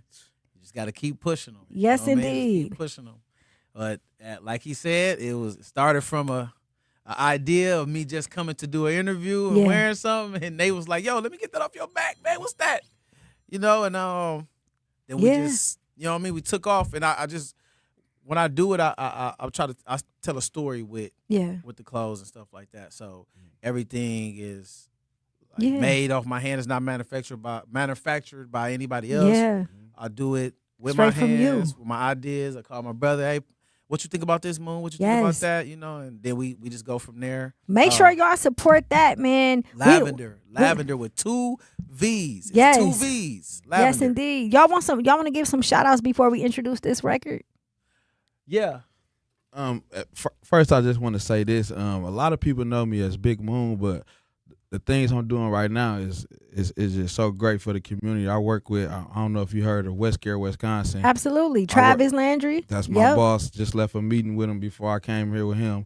So I'm a prevention specialist with Westcare, Wisconsin, and I work with the kids every day. This is what I do. I get up and go to work. I got a group of kids that I work with from Monday to Friday, the Earn and Learn kids, and I just got them following me around, and I got them working and helping. And whatever we can do, we cleaning the community. We are doing canvassing for aldermen, whatever we can do for the community. But this is the type of work I do, and like, I'm proud of it. Like, I got people calling me right now because I got a billboard up on like 32nd and Capitol with some of my coworkers, and people calling me like, man, I didn't know you did this and that, because like I just do me and keep moving, but I'm servicing the community in a whole different way right now. Like, my brothers and them know, like, I got all type of things going on right now, but that's one of the most things I'm proud of right now. It's like I got my hands on these kids, and I'm trying to teach them something totally different from what we came up through. Yes. Like, shout out to you for that. Yeah. For real. That's amazing. That is so amazing. And shout out to West Carey, everybody over there as well. Labo, you got some shout outs? Oh, yeah. I want to give a shout out, man. I was trying to get my peoples. He's standing right there, man. I'm just trying to get him in here, man, to let him get this drop, man. He's right there. Is it any way possible, really quick?